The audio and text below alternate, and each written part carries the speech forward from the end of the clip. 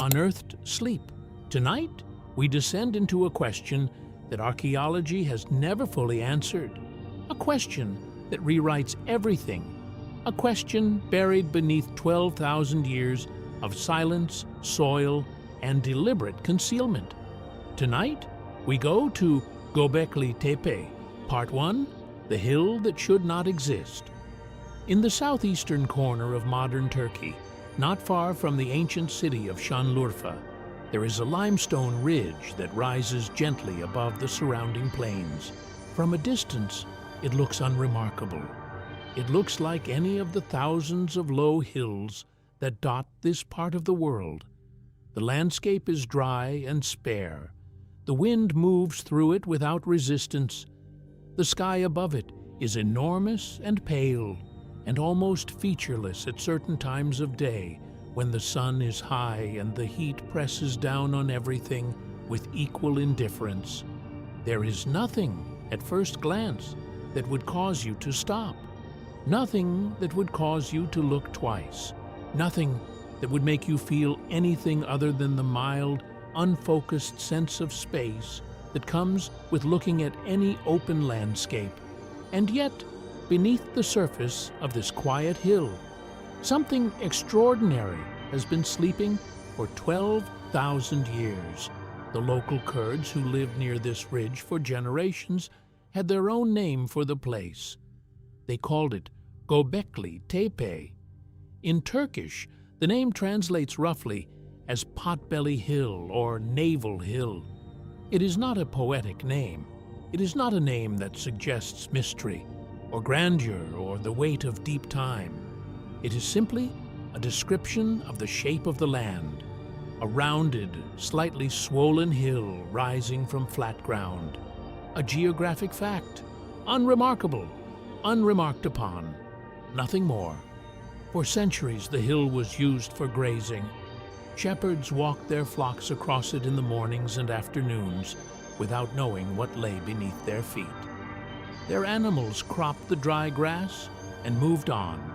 Farmers plowed the edges of the ridge without understanding the significance of the strange stones that occasionally emerged from the soil after heavy rains, pushed upward by frost and erosion and the slow churning of the earth over centuries. Archaeologists and historians passed through the region and noted the hill in their surveys, cataloging it without excitement, moving on to other sites that seemed more obviously significant. The hill kept its secret, as it had kept its secret for millennia, with perfect, patient, completely indifferent silence. Then, in 1994, a Kurdish shepherd named Şafak Yıldız was walking across the ridge when he noticed something odd.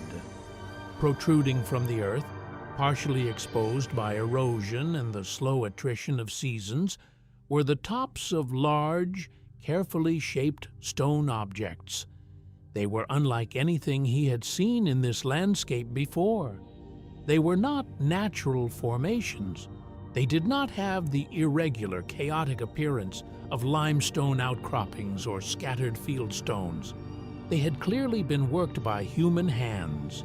They had a deliberate shape, a geometric precision that the surrounding landscape did not possess. Something had made them. Someone had shaped them with intention. He reported what he had found to local authorities. The information eventually made its way to the German Archaeological Institute in Istanbul, and from there it reached a German archaeologist named Klaus Schmidt. Schmidt came to Göbekli Tepe in 1994. He looked at the exposed stones. He had the site surveyed with ground-penetrating radar and other instruments. He walked the ridge and felt, as he would later describe it, an immediate and overwhelming sense that something of extraordinary importance was buried here. He could not yet say what it was. He could not yet say how old it was, but he knew. He began to excavate the following year, and then he began to understand, slowly, with mounting disbelief, exactly what he was looking at. What he was looking at was a temple complex, a massive, organized, architecturally sophisticated religious site, built as subsequent radiocarbon dating and other analyses would confirm with increasing precision approximately 11,500 to 12,000 years ago. Perhaps older, perhaps significantly older in some of its earliest phases, which have not yet been fully reached by the excavation. Let that number settle for a moment. 12,000 years ago, the Great Pyramid of Giza is approximately 4,500 years old. Stonehenge, in its most complete and recognizable form, is roughly 5,000 years old. The earliest cities of Mesopotamia, places like Uruk and Eridu, date back approximately 6,000 years.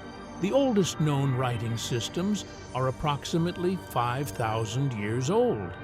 The Bronze Age, the period that gave rise to most of what we consider ancient civilization, began roughly 5,000 years ago in the Middle East. Göbekli Tepe predates all of them, not by a few centuries, not by a generation or two, by thousands of years, by more time than separates us from the construction of the pyramids, when the people of ancient Egypt were organizing their labor forces and dragging their limestone blocks across the desert to build monuments to their god-kings. Göbekli Tepe had already been buried and forgotten for 7,000 years. 7,000 years of silence and concealment had already accumulated above the carved pillars by the time the first pharaohs were asserting their divine authority over the Nile Valley. This is not a minor revision to our understanding of history. This is not a footnote or a curiosity that can be absorbed into the existing narrative without disturbing it. This is a fundamental rupture, a rupture so complete, so disorienting, that many archaeologists struggled for years to accept what the evidence was clearly showing them. Some still struggle. Some still find ways to minimize or contextualize the discovery in ways that protect the conventional narrative from having to be completely rewritten. But the evidence is there. The stone is there. The dates are confirmed by multiple independent methods. Göbekli Tepe is as old as it is, regardless of how uncomfortable that makes us. Because Göbekli Tepe was not built by farmers. It was not built by people with cities or governments, or writing or metalworking, or any of the technologies we associate with organized civilization. The people who built Göbekli Tepe were hunter-gatherers. They were nomadic or semi-nomadic groups who moved across the landscape following game animals and seasonal food sources. They had not yet discovered agriculture. They had not yet settled into permanent villages.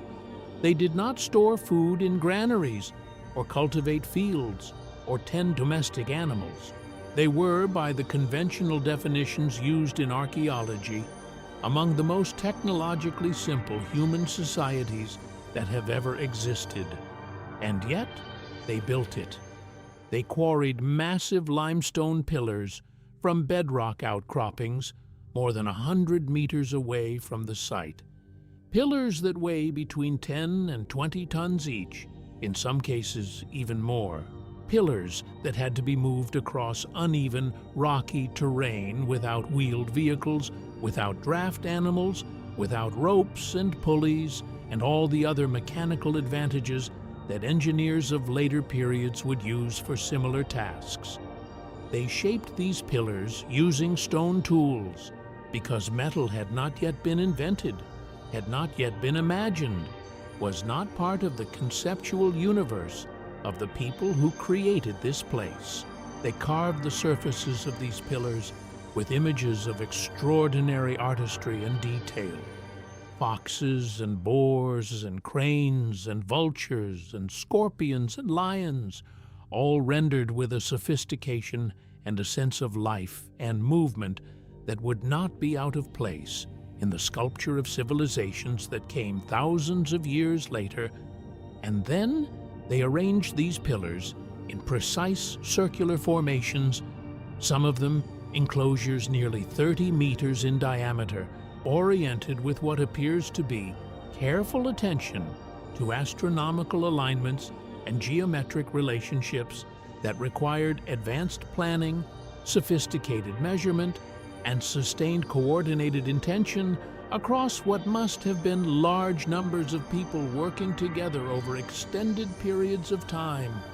All of this before agriculture, before pottery, before settled life, before writing, before bronze, before iron, before the wheel, before the city, before anything. The conventional story of human civilization tells us that the sequence of development was logical and necessary and essentially inevitable. First came agriculture, the ability to grow food in controlled ways and to store the resulting surpluses. This produced enough food to support people who were not themselves engaged in food production, which allowed specialization, which led to craftspeople and priests and soldiers and administrators. This social complexity eventually produced the capacity for large-scale coordinated projects. And only at this late stage, after all these practical developments had run their course, did human beings develop the leisure and resources and organizational capacity necessary to build monumental structures and engage in organized religious practices. According to this story, monumental religious architecture should appear only after civilization has already developed to a certain level of complexity. Religion, in this telling, is essentially a product of surplus, a luxury, something people do with their extra time and resources after the basic necessities have been secured. You build temples when you have enough food to spare, enough time to dedicate to activities that are not immediately practical, enough social organization to direct collective labor toward non-survival goals. Göbekli Tepe destroys this story, not complicates it, not qualifies it, destroys it, because here is a temple, the oldest known temple in the world, one of the oldest known large-scale construction projects in the history of our species, built by people who do not yet have any of the prerequisites that the conventional story requires. No agriculture, no surpluses, no permanent settlements, no complex social hierarchy in the bureaucratic administrative sense. Just the temple, just the stone, just the reaching. Klaus Schmidt, who spent the rest of his career excavating Göbekli Tepe until his death in 2014, proposed a radical inversion of the conventional narrative. He argued that it was not agriculture that made temple building possible.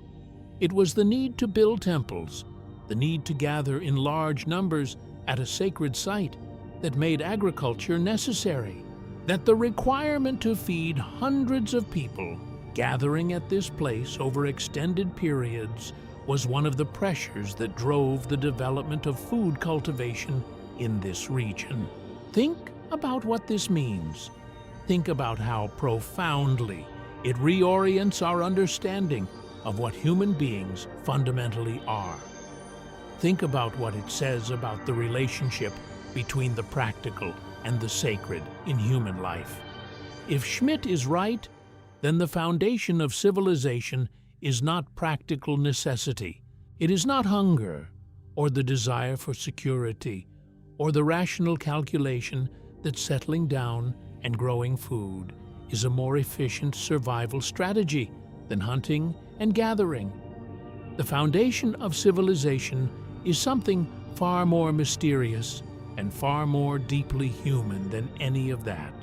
Something that resists being reduced to economics or biology or evolutionary advantage. The foundation of civilization is the need to build sacred spaces, the need to gather in large numbers for ritual purposes, the need to create something permanent and beautiful in a world of impermanence and hardship, the need to reach towards something beyond the immediate demands of survival. The need to be in the presence of something larger than the individual or the group. The need, in a word, for transcendence. In other words, the foundation of civilization is spiritual yearning. We did not build temples because we had surplus food and free time.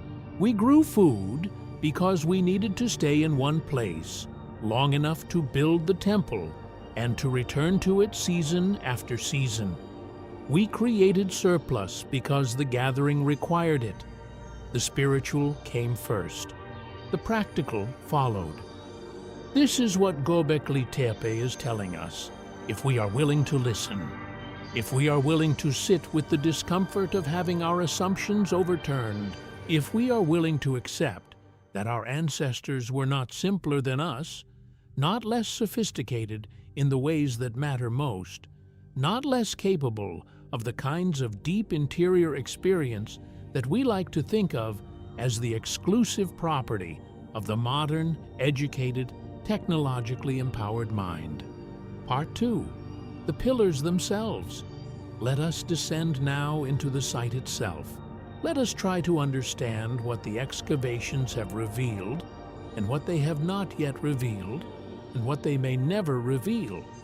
Göbekli Tepe consists of multiple enclosures, circular or oval structures, each defined by a ring of large T-shaped limestone pillars.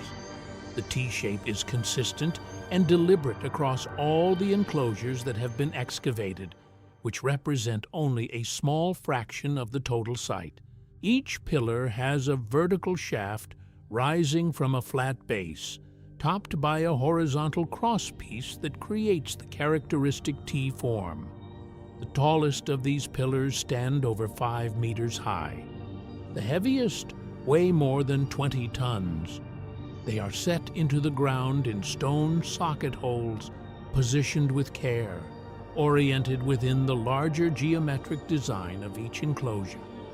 At the center of each enclosure stand 2 taller, more elaborately carved pillars, facing each other across the open space of the enclosure.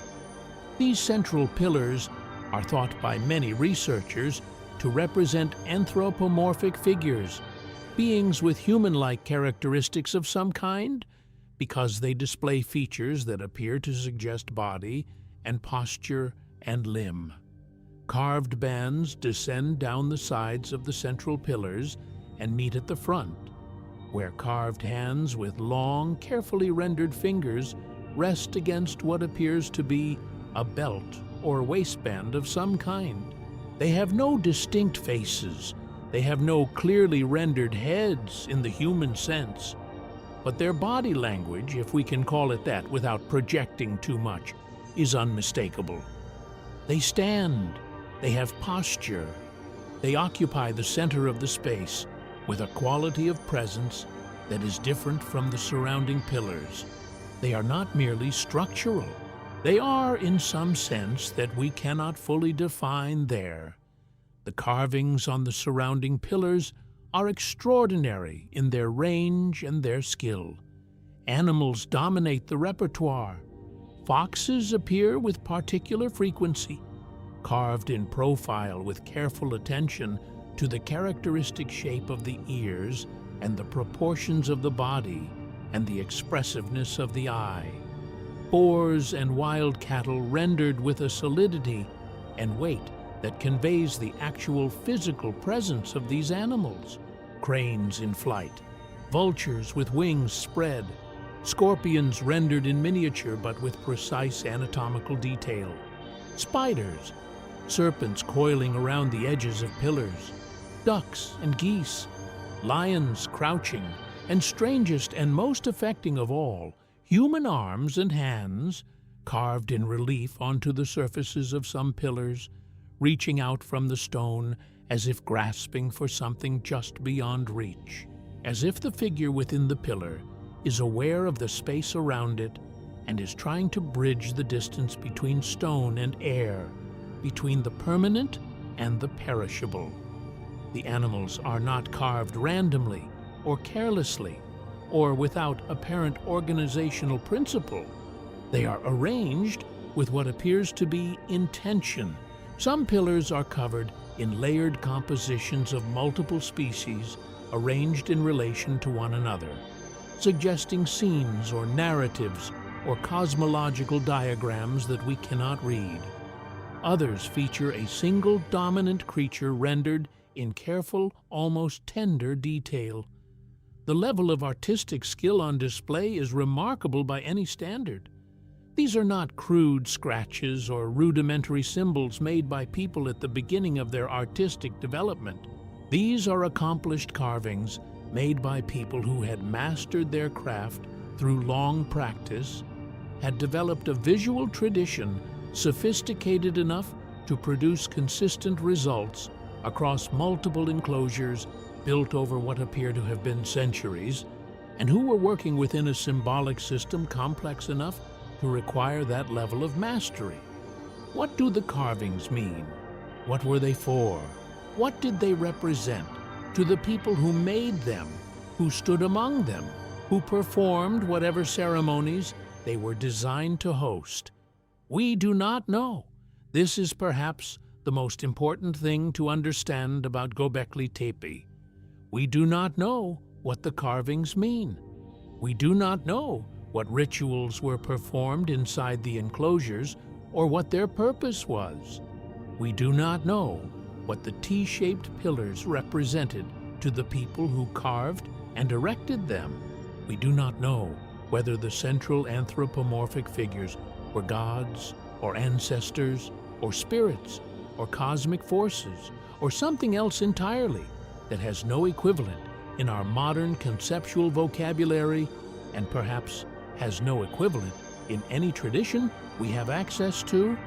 We do not know the language of the people who built this place because they had no writing and left no linguistic traces we can recover. We do not know their religion because they left no texts, no hymns, no prayers, no theological statements of any kind.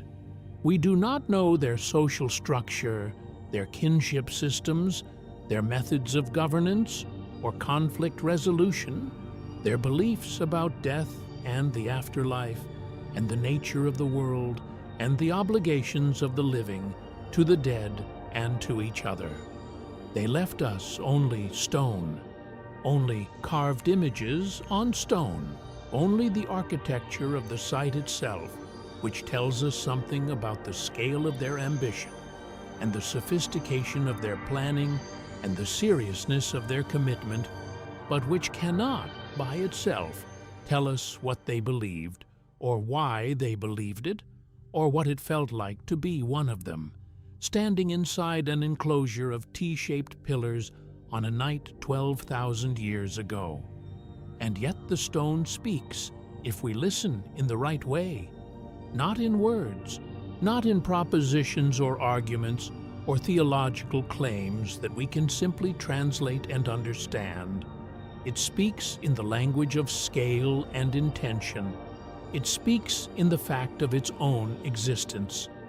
The simple, undeniable, extraordinary fact that these people 12,000 years ago decided that this was important enough to devote enormous collective effort to across what must have been many generations, that they organized themselves somehow across what must have been a wide network of communities and groups who shared enough cultural common ground to cooperate on a project of this scale, that they quarried and moved and shaped and carved these massive stones not once but many times, building multiple enclosures over what appears to have been centuries of continuous construction and use. Something mattered to them. Something mattered so deeply, so urgently, so completely, that it drove them to accomplish what we would have confidently said was impossible for people at their level of technological development. Something that no purely practical or survival-oriented explanation can account for. We may never know exactly what that something was, but the fact that it existed, the fact that human beings 12,000 years ago were capable of this kind of organized, sustained, purposeful striving towards something beyond mere survival, this fact tells us something profound and perhaps humbling about the nature of our species and about the depth of the roots of whatever it is that makes us human. Part 3. The Vulture Stone and the Memory of Catastrophe. Among the many remarkable carvings at Göbekli Tepe, one in particular has captured the attention of researchers more than any other.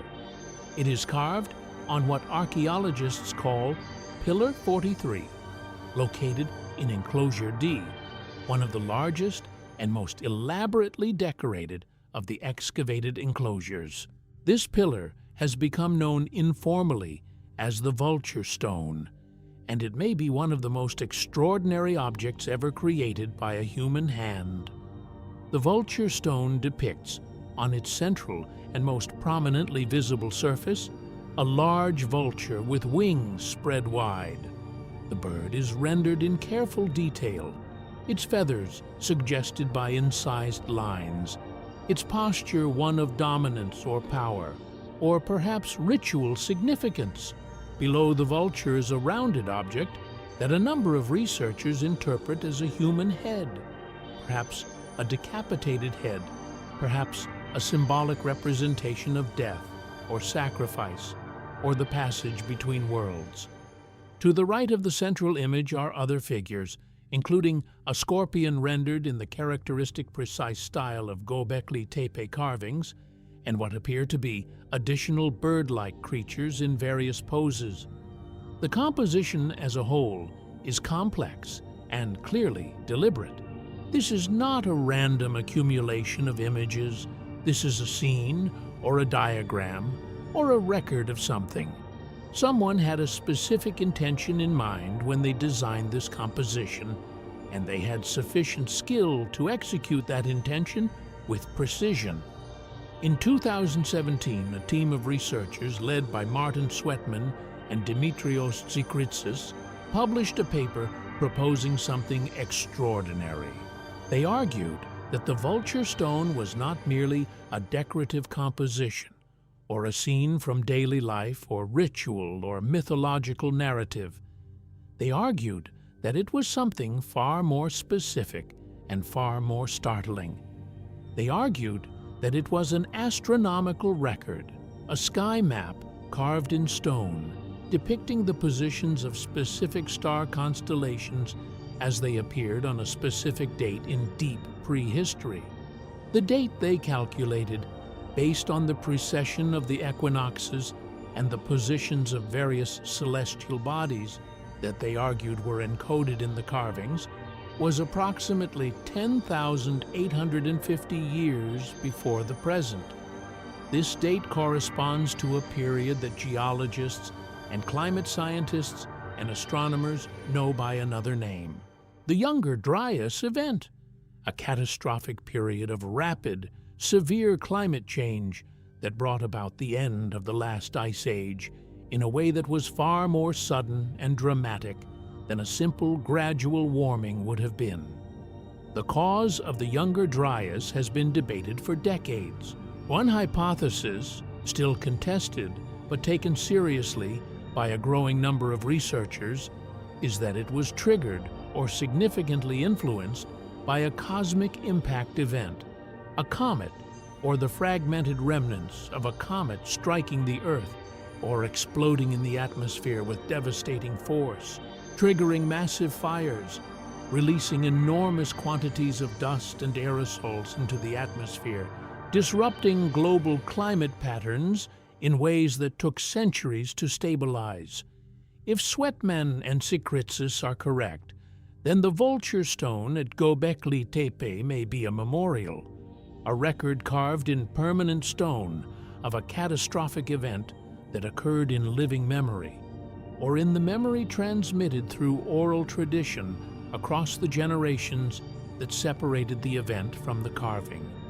The vulture, in many ancient and widely separated cultures, is associated with death, with the transformation of the dead, with the sky, with the passage between the world of the living and the world of what comes after.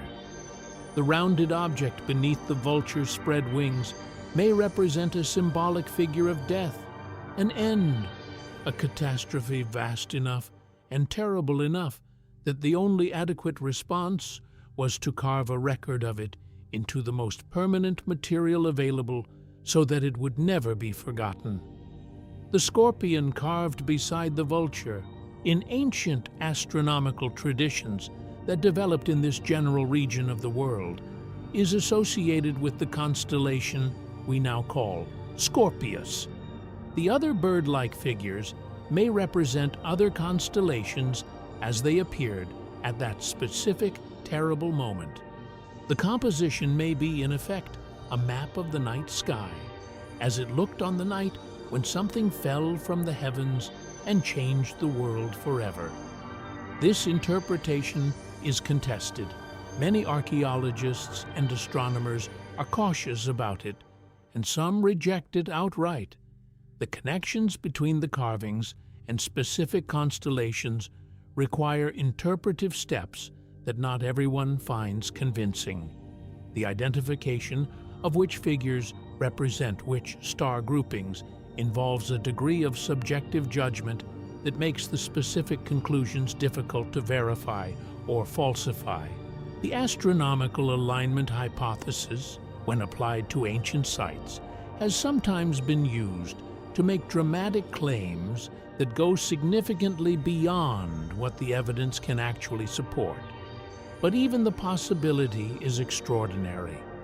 Even the fact that serious researchers are sincerely considering whether a 12,000-year-old carving might encode precise astronomical information, whether the people who built this place possessed sufficient and systematic observational knowledge of the sky to track the positions of stars and map those positions in stone with enough precision to identify a specific date thousands of years later.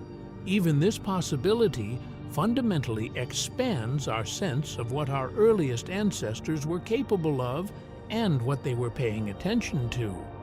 Because if they were watching the sky carefully enough to note the positions of stars relative to the horizon at specific times of year, if they were tracking the slow precession of the equinoxes over centuries, if they were recording what they saw in a form designed to survive indefinitely, then they were doing something that we might recognize as the beginning of science, not in the formal, institutional, mathematically rigorous sense that we associate with the word today, but in the essential sense, the careful, sustained, multi-generational observation of the natural world, the search for patterns, the desire to understand the relationship between human existence and the larger order of things, the belief that this relationship is important enough to be worth understanding, important enough to be recorded in permanent form, important enough to build a temple around. They were looking up at night around their fires. They were looking up at the same stars you could see tonight if you went outside and looked. And they were thinking about what those stars meant, not in a casual or incidental way, but with the same seriousness and sustained attention that we bring to our own investigations of the cosmos. They were trying to understand where they were in a vast and largely incomprehensible universe, and they were trying to record what they understood. Part 4. The question of the builders. Who were the people who built Göbekli Tepe?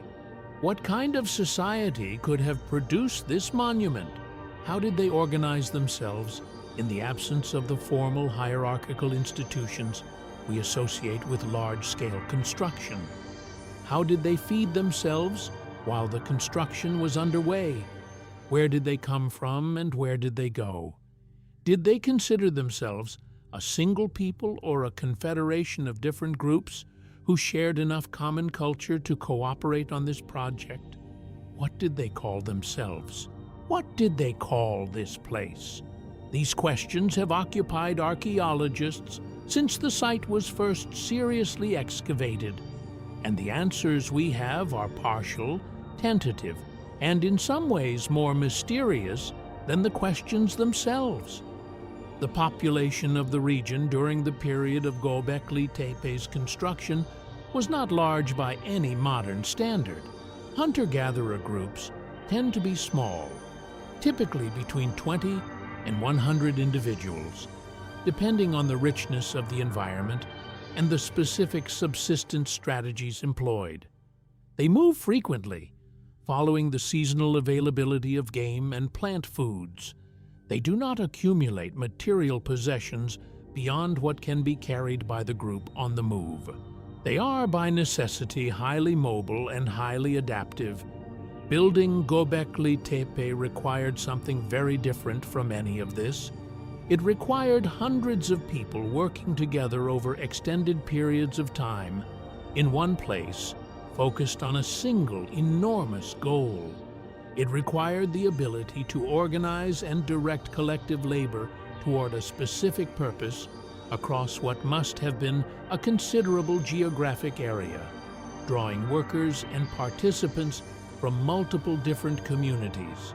It required enough food to sustain a large workforce that was not, for the duration of their time at the site, engaged in the hunting and gathering that would normally supply their nutrition.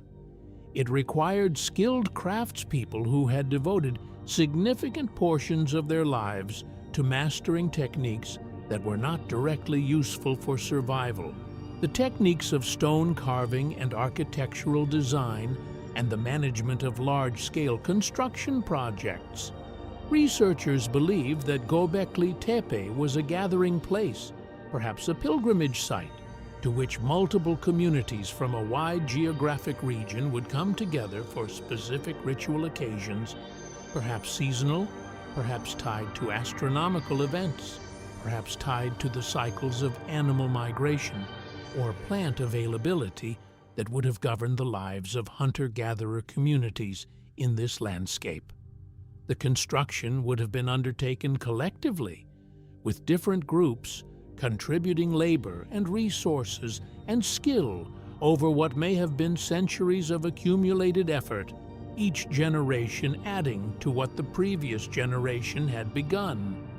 The animal bones found at the site support this interpretation of a gathering place used by large numbers of people over long periods. Enormous quantities of gazelle and wild auroch bones have been recovered from the fills and deposits around the enclosures. These animals were killed and consumed in very large numbers at the site, suggesting feasting on a significant scale as part of whatever activities took place here. People came from far away, brought their hunting skills, and their labor and their resources contributed to the collective work of construction and maintenance, shared in the collective feasting that seems to have accompanied the gatherings, and participated in whatever ceremonies the enclosures were designed to host. This tells us something important about the social world of these people. They were not isolated bands of humans wandering the landscape in complete separation from one another, ignorant of the existence of groups beyond their immediate neighbors. They had networks. They had established ways of communicating across distances, of coordinating large gatherings, of sharing knowledge and tradition and belief across communities that may have been separated by considerable distances and that spoke, possibly, different languages or different dialects of related languages.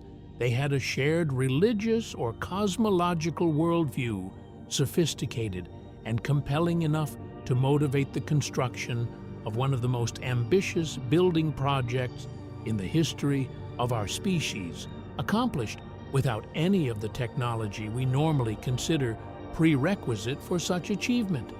And they had leadership of some kind. The question is what kind. Not necessarily the coercive, bureaucratic, permanent hierarchy that we associate with later civilizations and their kings and priests and administrators and armies. Perhaps a more fluid, situational, context-dependent authority, concentrated in particular individuals during specific ritual occasions, and then diffused back into the more egalitarian structures of normal hunter-gatherer life, shamans or ritual specialists or keepers of astronomical knowledge, who understood the traditions, who knew the meaning of the carvings and the purpose of the enclosures, who could direct the work and maintain the integrity of the design across the years and decades and perhaps centuries it took to build and use and eventually bury this place. We tend to assume that complexity of social organization requires permanent hierarchy. We tend to assume that you cannot have large-scale coordinated projects, cannot have architecture and art and organized ritual, without also having kings and nobles and bureaucrats and armies and all the other apparatus of what we call a state. Göbekli Tepe suggests that this assumption may be significantly wrong. That significant complexity, significant collective achievement, significant organizational sophistication may have existed in human societies long before the emergence of the kinds of political structures we typically associate with them. That the capacity for cooperation and coordination and sustained collective effort is older and deeper in our species than the institutions we have built to channel and direct that capacity. The builders of Göbekli Tepe were not primitive. They were not simple. They were not less than us in any of the ways that matter most. They were fully human in every meaningful sense of the word. They had culture, they had tradition, they had belief, they had art of extraordinary quality. They had, it would appear, something like philosophy, some organized and sophisticated way of thinking about the relationship between human beings and the cosmos that was rich and complex enough to express itself in 12,000-year-old stone that still has the power to astonish us today. Part 5. The Deliberate Burial. There is one aspect of Göbekli Tepe that, more than any other feature of the site, disturbs and haunts those who study it. One aspect that seems to resist every attempt at rational explanation that fully satisfies the questioner. One aspect that makes this place different from every other ancient sacred site we have ever found. Different in a way that is not merely interesting, but genuinely unsettling. Sometime around 10,000 years ago, perhaps after centuries of use, the people who maintained and used the site made a decision, a collective decision that must have required considerable deliberation and agreement. A decision that represents, in its own quiet and irrevocable way, one of the most mysterious human acts we have ever uncovered in the archaeological record. They buried it, not partially, not accidentally, not as the result of some sudden catastrophe that overtook them before they could complete their work or flee the site. They buried Göbekli Tepe deliberately, systematically, and completely. They filled the enclosures with soil and limestone rubble, some of it apparently brought to the site specifically for this purpose. They covered the carved pillars, some of the most extraordinary artistic achievements of the ancient world, with earth. They smoothed the surface of the hill over, and then they left. And they did not come back, not in any way that the archaeological record records. The burial was so thorough and so careful that the site lay completely undiscovered, completely unknown, completely lost to all human memory for 12,000 years. If that Kurdish shepherd had not noticed the exposed stone tops in 1994, it might have remained buried for thousands of years more. Perhaps it would have been discovered by archaeologists working systematically through the region. Perhaps it would have remained buried until our civilization, too, had become something that future inhabitants of this world would excavate with instruments we cannot imagine, puzzling over our ruins as we puzzle over these. Why did they do it? This question has no satisfying answer. Archaeologists have proposed various explanations, each plausible in certain respects, none definitive, none adequate to the full weight of what was done.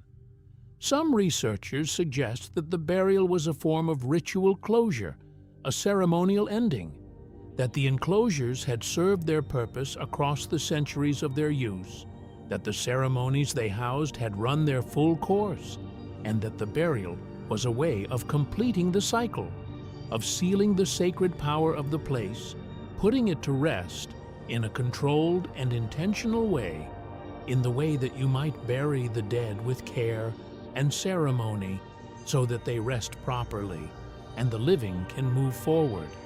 Like a burial, in fact, like laying something beloved and powerful and no longer needed in its present form into the earth so that it would be preserved rather than exposed to the degrading forces of time and weather and use.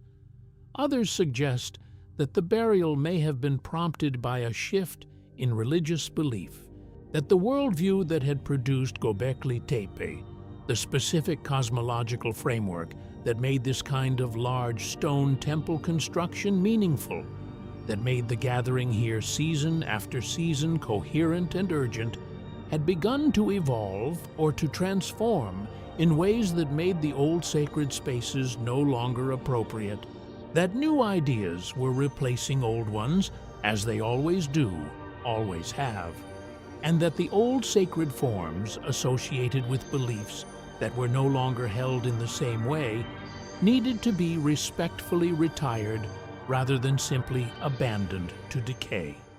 Still, others note that the period of the burial corresponds roughly to the period when agriculture was beginning to emerge in this region of the world. The Fertile Crescent, the area of the Middle East in which southeastern Turkey is located, is one of the primary regions where the independent development of plant cultivation and animal domestication has been traced through the archaeological record. It is possible that the shift from a hunter-gatherer lifestyle to an agricultural one brought changes in social organization and belief systems and relationship to land and place and time that were so profound that they effectively constituted the creation of an entirely different way of being human, a way that had no use for the old sacred sites and their associations with a way of life that was passing away.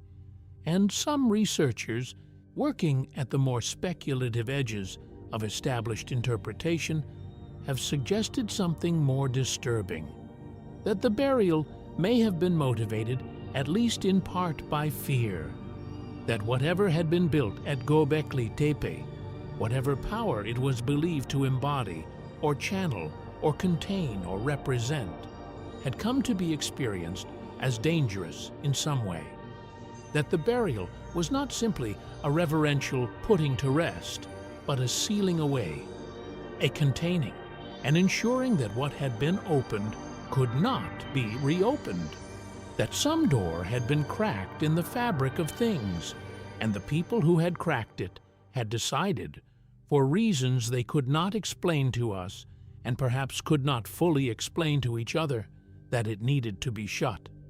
We do not know which of these interpretations is closest to the truth. We may never know. The people who made the decision to bury Göbekli Tepe left no explanation.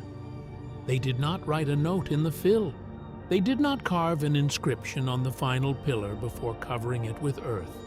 They simply buried it and walked away, and left the question for us to find 12,000 years later, a question without an answer, sealed in silence and stone. What we can say is this: the burial was an act of tremendous intentionality and commitment. It required planning and coordination, and sustained collective effort on a scale comparable in some ways to the original construction. It was not easy to do.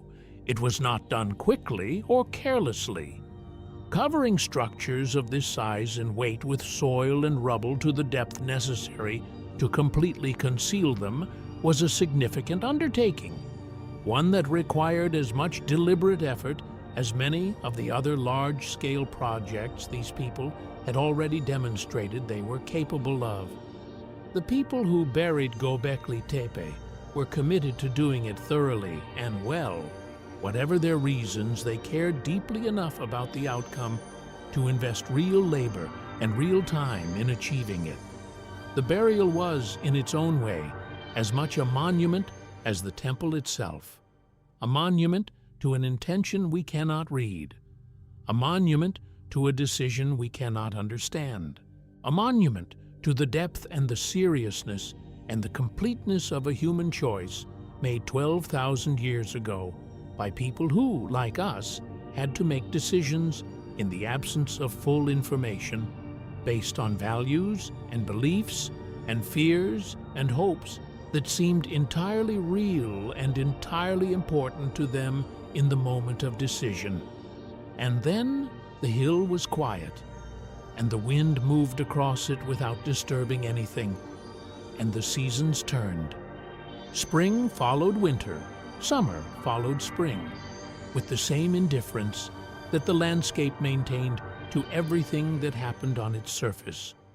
And the people who built Göbekli Tepe had children, who had children, who had children, generation following generation in the long, slow river of human time, while empires rose and fell above the buried stone, while languages were born and died and transformed into other languages, while the entirety of recorded human history unfolded in the world above the hidden enclosures, and the stone waited.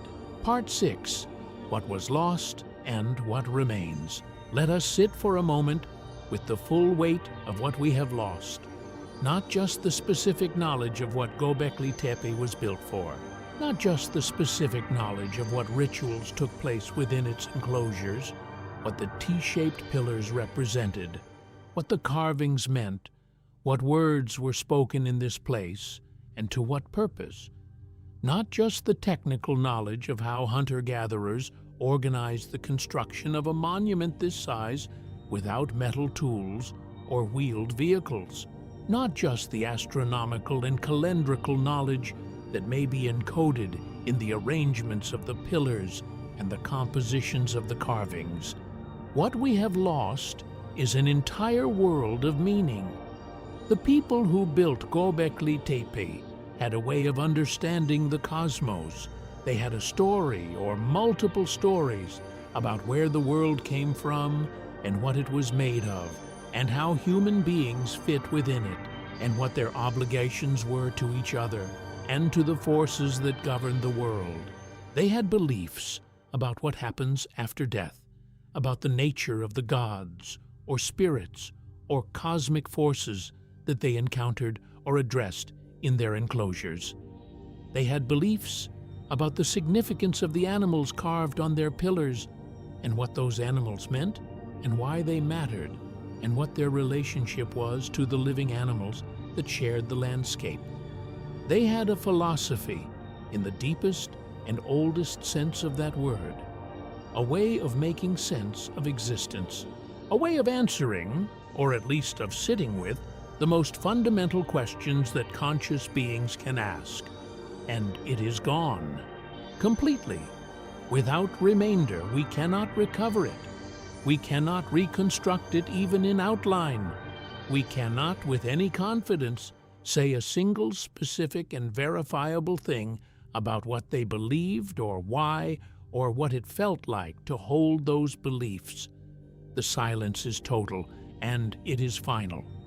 This kind of silence is unusual in history. Most ancient civilizations left traces of their thought in forms we can at least partially access. The Egyptians left texts. The Mesopotamians left texts. The Greeks and Romans left enormous bodies of writing. Even civilizations that did not use writing in the way we understand it left artifacts whose meaning can sometimes be partially decoded by comparison with related traditions from the same region or period. We can make reasonable inferences about the beliefs of many ancient peoples based on the physical evidence they left behind, combined with what we know about other cultures that share geographic or historical connections with them. With Göbekli Tepe, we have almost nothing of that kind. The culture that produced it was so ancient, so remote from any other tradition we can access through continuous historical connection, that the comparative method largely fails us here. There is no clearly analogous tradition to compare it to. There is no surviving descendant culture that might preserve clear echoes of its worldview. There is just the stone, 12,000 years old, with its carvings of foxes and vultures, and human hands reaching out from the pillar faces. The hands particularly strike me when I think about this place. Carved in low relief on the surfaces of the central pillars, they reach outward from the stone, as if the figure inside the pillar is pressing its palms against a wall that separates it from the world outside, as if it is reaching toward us across 12,000 years of time, as if there is something on the other side that it urgently needs to communicate, a message that was carved with care and seriousness and the full weight of whatever tradition produced it. But 12,000 years of silence have intervened. The hands are still there, still carved into the stone. But whatever the figures were reaching toward, whatever they were trying to say, has been swallowed so completely by time that we cannot even be sure we understand what kind of thing the message was about. And yet what remains is extraordinary. What remains is real, and it is permanent, and it is there. What remains is the structure itself, the physical fact of these enormous, carefully shaped, elaborately carved stones arranged in precise geometric formations on a limestone ridge in southeastern Turkey. This fact cannot be explained away. It cannot be made smaller or less significant than it is. It forces us to revise our most fundamental assumptions about human beings and about the story of human history. It forces us to accept that the capacity for complex, organized, purposeful behavior, for art of genuine quality and architectural sophistication and coordinated collective effort, sustained across generations, for reaching beyond mere survival toward something transcendent, is not a recent development in our species. It is not a product of civilization in the conventional sense. It is not something that appeared only after we had mastered agriculture and built cities and invented writing and accumulated the material surplus that supposedly makes such things possible. The capacity for what we might call being human in the deepest sense, of belonging to a world of shared meaning larger than the individual, of caring about something beyond one's own immediate survival and the survival of one's immediate family, of building things that are intended to outlast the builder and to speak to whoever comes after, was there from the beginning, or at least it was there 12,000 years ago, which is as far back as we have yet found clear material evidence of it. Part 7. The Sleep of Civilizations. Every civilization sleeps eventually. Not in the way that individuals sleep, not in the way that you are beginning to sleep now. As these words move through you, and the day recedes, and the breathing slows, and the body grows heavy, and the mind loosens its grip on the catalog of things that need to be remembered and done. Civilizations sleep differently.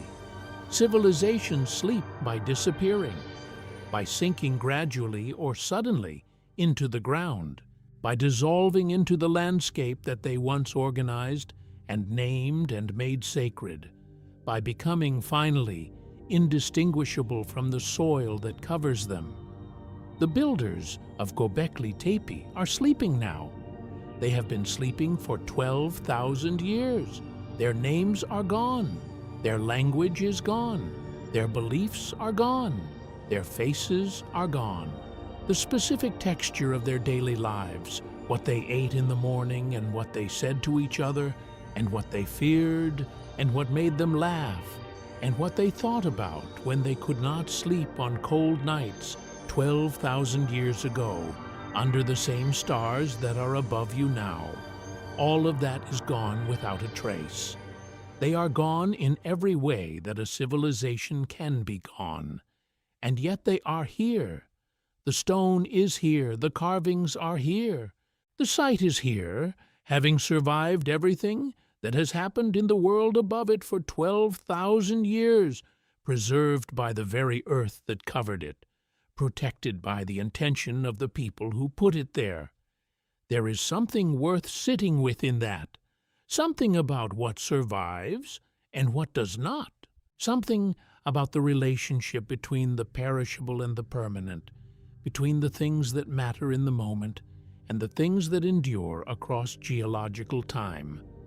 The people who built Göbekli Tepe are gone, but their intention survives. Not the specific content of that intention, not what exactly they were trying to do or say or create or preserve, but the bare, undeniable fact of the intention itself, the bare fact that they chose to put their energy and time and collective effort into building this particular thing rather than anything else. The bare fact that this mattered to them more than almost anything else could have mattered, given the scale of what they invested in it. The bare fact of their caring. That fact survives. It will survive as long as the stone survives, and given how long it has already survived, it seems possible that it will outlast much of what we are building now. It seems possible that it will outlast our cities and our technologies and our institutions and our beliefs and our languages and perhaps our species. The stone is patient. The stone does not care about time in the way that we do. The stone simply persists through everything, beneath everything, waiting for nothing, preserving without effort the traces of what was placed within it. 7,000 years passed between the burial of Göbekli Tepe and the building of the Egyptian pyramids. 7,000 years of human history about which we know relatively little, during which the buried temple slept in perfect darkness while the world above it changed beyond any recognition. Agriculture spread. Villages grew into towns, towns grew into cities, cities became empires. Writing was invented, and with it history in the sense that we practice it, the sense of a written record that can be preserved and transmitted and argued over across centuries. The wheel was developed. Bronze was smelted, then iron. Laws were written down. Armies were organized. Wars were fought over territory and resources and ideology, and the particular mix of ambition and fear and resentment that seems to recur in human affairs regardless of the specific historical context. Religions were founded, spread, transformed, divided, suppressed, revived, transformed again. Languages evolved and diverged into families and subfamilies. Entire civilizations rose to dominance over wide areas and then contracted and collapsed and were absorbed into the civilizations that followed them, leaving their own buried monuments for later generations to puzzle over with the same combination of wonder and incomprehension that we bring to Göbekli Tepe. And through all of it, beneath the hill in southeastern Turkey, the stone waited. The Sumerians built their ziggurats without knowing it was there. The Babylonians wrote their law codes and their astronomical tables without knowing it was there. The Persians organized their empire without knowing it was there. Alexander the Great marched his armies through this part of the world without knowing it was there. The Romans administered this region for centuries without knowing it was there. The Byzantines built their churches and monasteries without knowing it was there. The Ottoman Empire governed this land for 500 years without knowing it was there. The entire sweep of recorded human history, every empire and every republic, every conquest and every liberation, every technological revolution and every dark age, every brilliant philosophical tradition and every religious awakening and every catastrophic collapse unfolded above the buried stones of Göbekli Tepe while they slept in the dark, in the cool earth, perfectly preserved by the soil that had been placed around them with such careful intentionality 12,000 years ago. Until 1994, until a shepherd and a curious eye and the chance exposure of a few stone tops brought it back into the light. There is something almost unbearable about this, something that exceeds our ordinary emotional vocabulary and requires a different kind of register, something slower and quieter and more patient than excitement or wonder, something like grief, perhaps, for all the centuries during which this extraordinary place was simply forgotten, unknown, buried under the accumulated weight of everything that came after, or something like awe at the sheer scale of time, the vastness of the period that separated the burial from the rediscovery, a period so long that it contains within it the entirety of what we call recorded history, and then multiplies that by 2. 12,000 years is not a number that human minds are equipped to truly feel. We understand it intellectually, we can do the arithmetic, we can compare it to other dates, and confirm that yes, this is very old indeed, older than anything else we have found of this kind. But to actually feel what 12,000 years means, to hold in our imagination the full weight of that much time, to truly experience the distance between us and the people who stood inside these enclosures and looked up at the T-shaped pillars, is beyond what our ordinary emotional equipment can manage. And yet, Göbekli Tepe invites us to try. It invites us to sit with the discomfort of that number for a moment longer than is comfortable, to not rush past it toward easier thoughts, to stay with the 12,000 years as long as we can bear to let it open into its full and vertiginous vastness, to feel the smallness and the brevity of our individual lives against that backdrop. Part 8, What We Are and What We Have Always Been. There is a question that Göbekli Tepe poses quietly, beneath all the specific archaeological and historical questions about dating and construction and the meaning of the carvings. A question that is not really about Göbekli Tepe at all, but about us, about who we are, about what we have always been, about the relationship between the ancient and the modern, between the people who stood in these enclosures and you who are here now in your own particular darkness at the end of your own particular day. The discovery of Göbekli Tepe challenges a story that modern civilization likes to tell itself about human progress.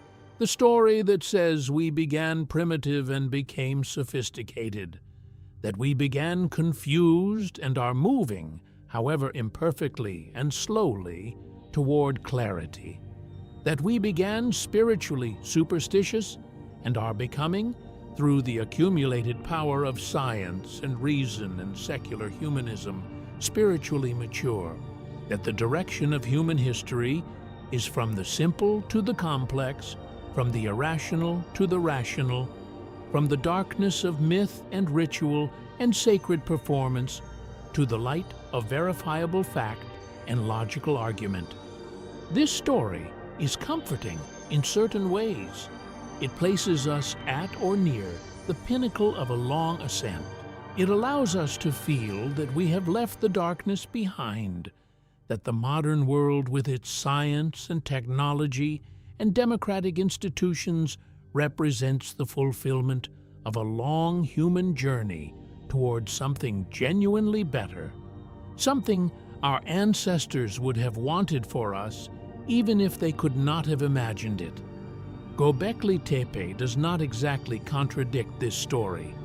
Our technology is genuinely more powerful than that of 12,000-year-old hunter-gatherers.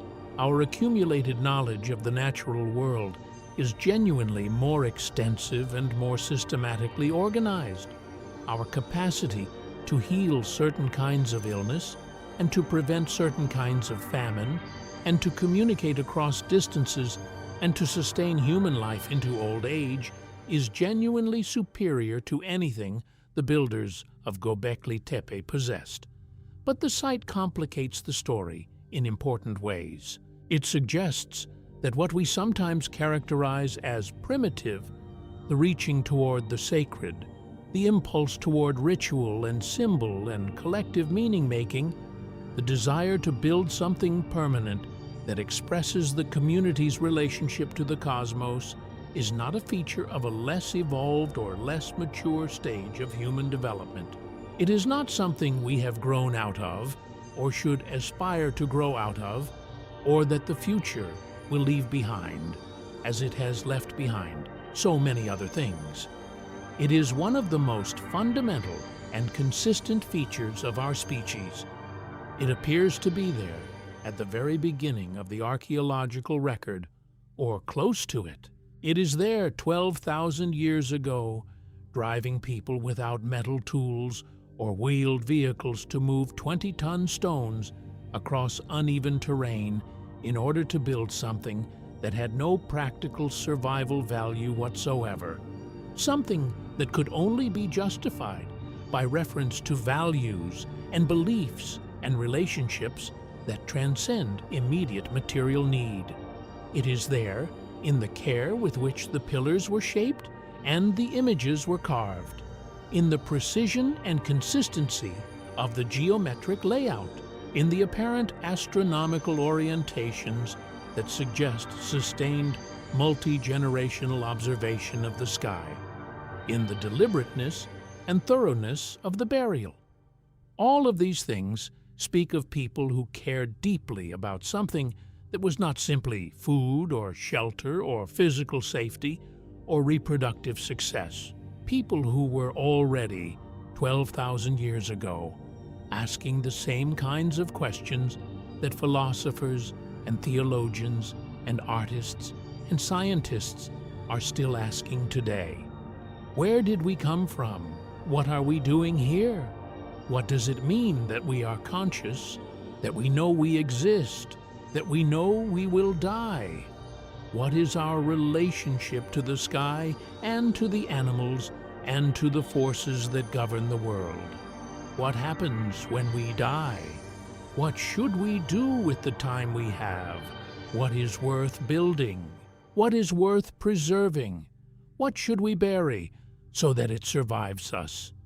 These questions are not the product of civilization in the conventional sense.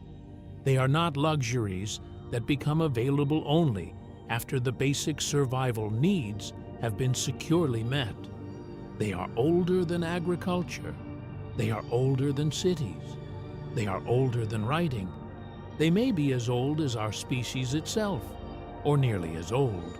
They are, if Göbekli Tepe tells us anything at all, among the most fundamental and most irresistible features of human consciousness.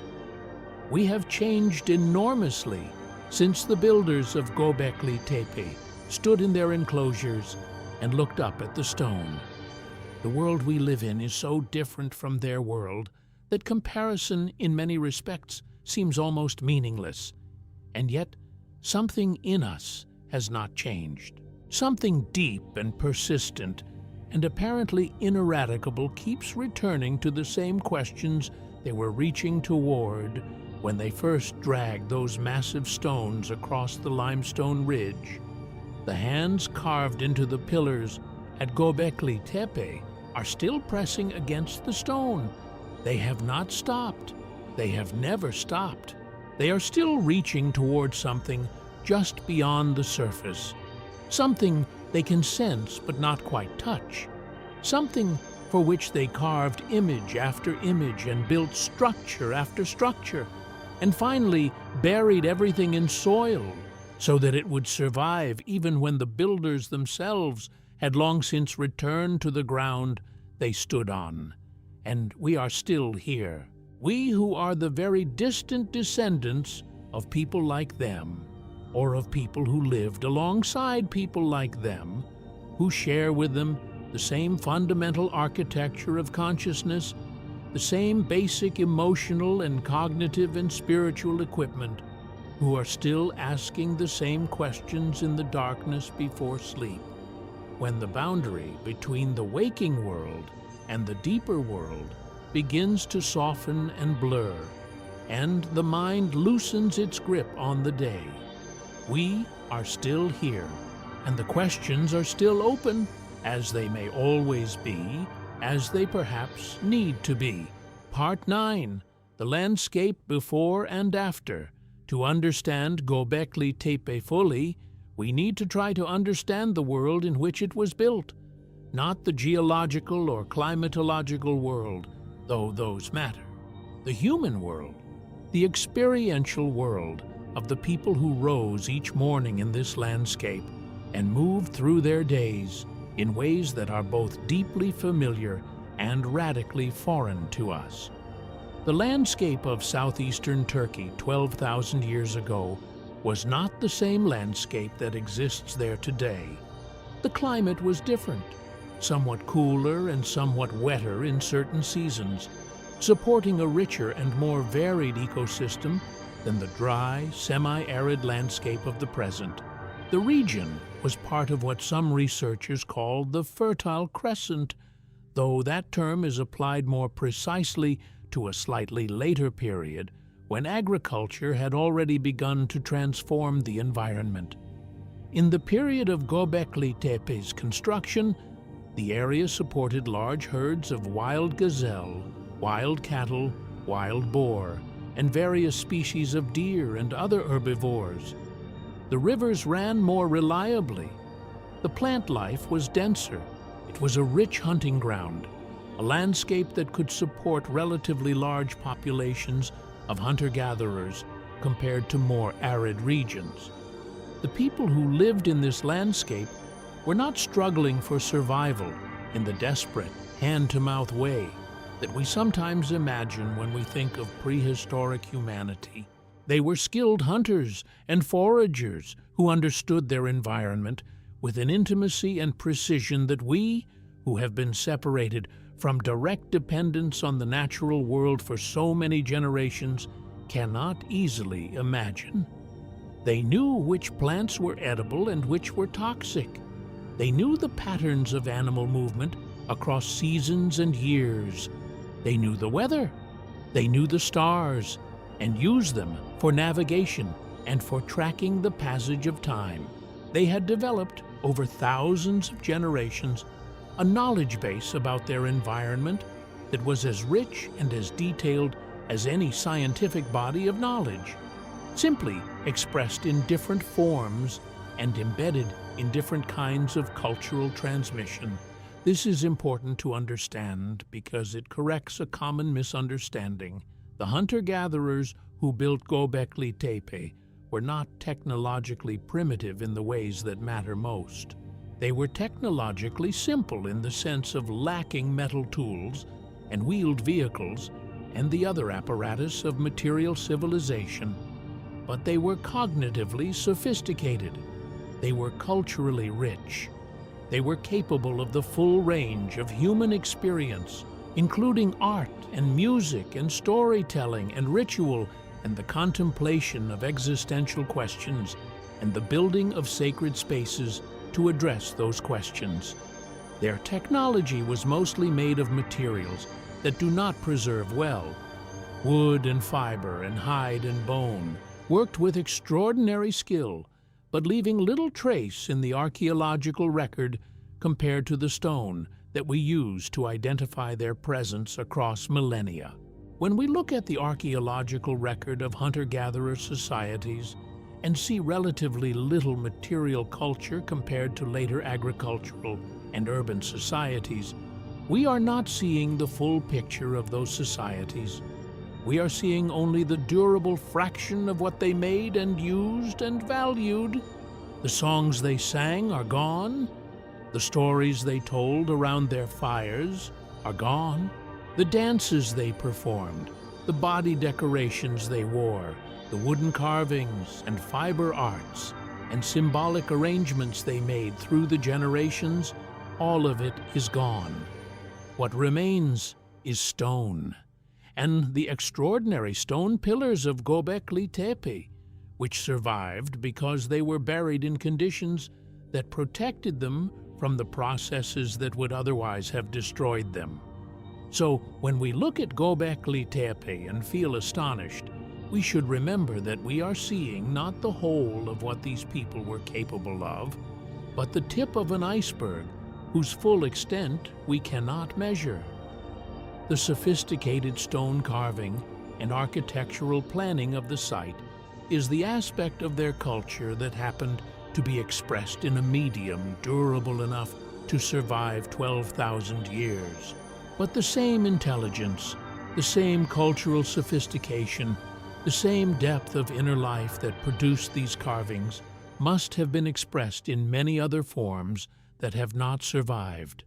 We are, in a sense, judging the whole library by the volumes that did not burn. The daily life of a hunter-gatherer community in this landscape 12,000 years ago would have been organized around the rhythms of the natural world in ways that most of us experience only occasionally and partially. The seasons would have governed everything: the spring arrival of migratory birds, the summer ripening of certain plant foods, the autumn rutting season of the prey animals, the winter period of relative scarcity and shorter days and longer nights. All of these seasonal rhythms would have been felt not as background to life, but as the essential structure of life itself. And the night? The night would have been experienced very differently from how most of us experience night today. Without artificial light, the darkness would have been genuine and complete. The stars, uncompeted with by any artificial illumination, would have been an overwhelming presence, the dominant feature of the sky.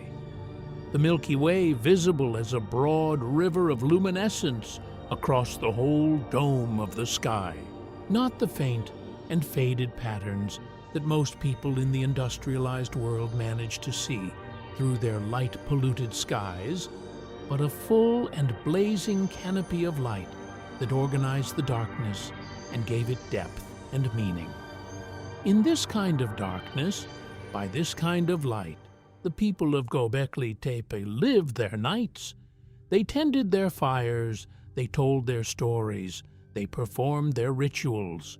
They watched the stars move slowly, with the inexorable precision that the sky maintains regardless of what is happening on the ground beneath it. They tracked the appearances and disappearances of specific stars on the horizon. They noted which stars rose with the rising sun, and which set with the setting sun at different times of year. They built a knowledge of the sky that was intimate and precise and embedded in everything they did. And when they came to build their temple, when they began the work of quarrying and shaping and moving and erecting the great pillars, they brought all of this knowledge with them. The astronomical alignments that researchers have identified in the layout of the enclosures were not accidents or coincidences. They were the product of generations of careful sky watching by people who had nothing else to navigate by in the darkness of a world without artificial light. Part 10. The First Grief. There is a question about Göbekli Tepe that does not appear often in the archaeological literature, perhaps because it is too personal, too directly human, to fit comfortably within the frameworks of scientific analysis. It is a question about grief. The people who built this site lived in a world with a very different relationship to death than the one most of us inhabit. Death in a hunter-gatherer community was immediate and visible, and frequent in ways that most people in the modern world have been largely shielded from. Children died regularly. Mothers died in childbirth.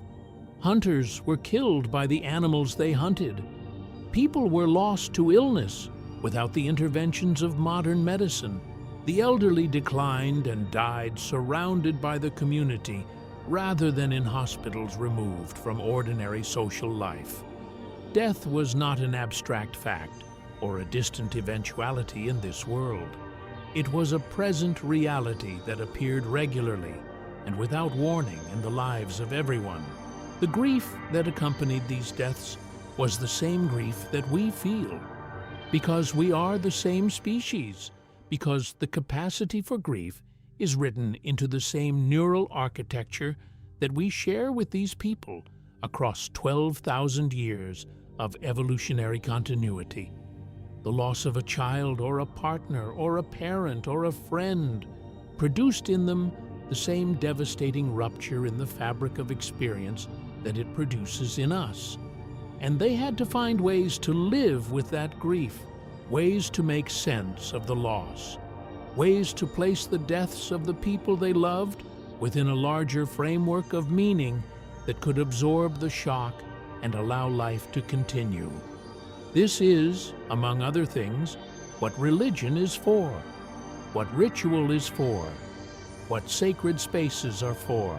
They provide a structure within which grief can be expressed and contained and gradually integrated, a framework within which death can be understood not as the annihilation of everything that the dead person was, but as a transformation, a passage, a movement from one mode of existence to another. The vulture on Pillar 43 may be, among its many possible meanings, a symbol of exactly this, a symbol of the transformation of the dead, a visual representation of the belief that death is not an ending, but a beginning of something else, something that the vulture, with its access to the sky, is positioned to understand and to facilitate.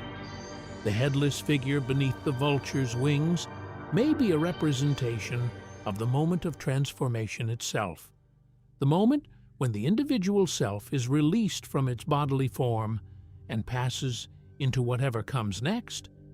If this interpretation is even partially correct, then Göbekli Tepe may be, among its many possible functions, a site of grief, a place where the living came to address their dead, to maintain a relationship with those who had passed into another mode of existence, to perform the rituals that kept the connection alive and that allowed the community to carry its dead with it rather than simply losing them to silence.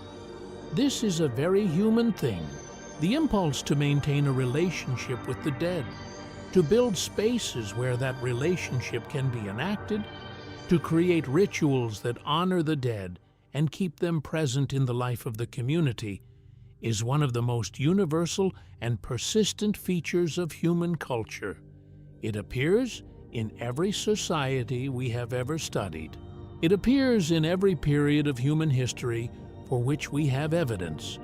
And if it was present 12,000 years ago at Göbekli Tepe, it tells us something important about when it began.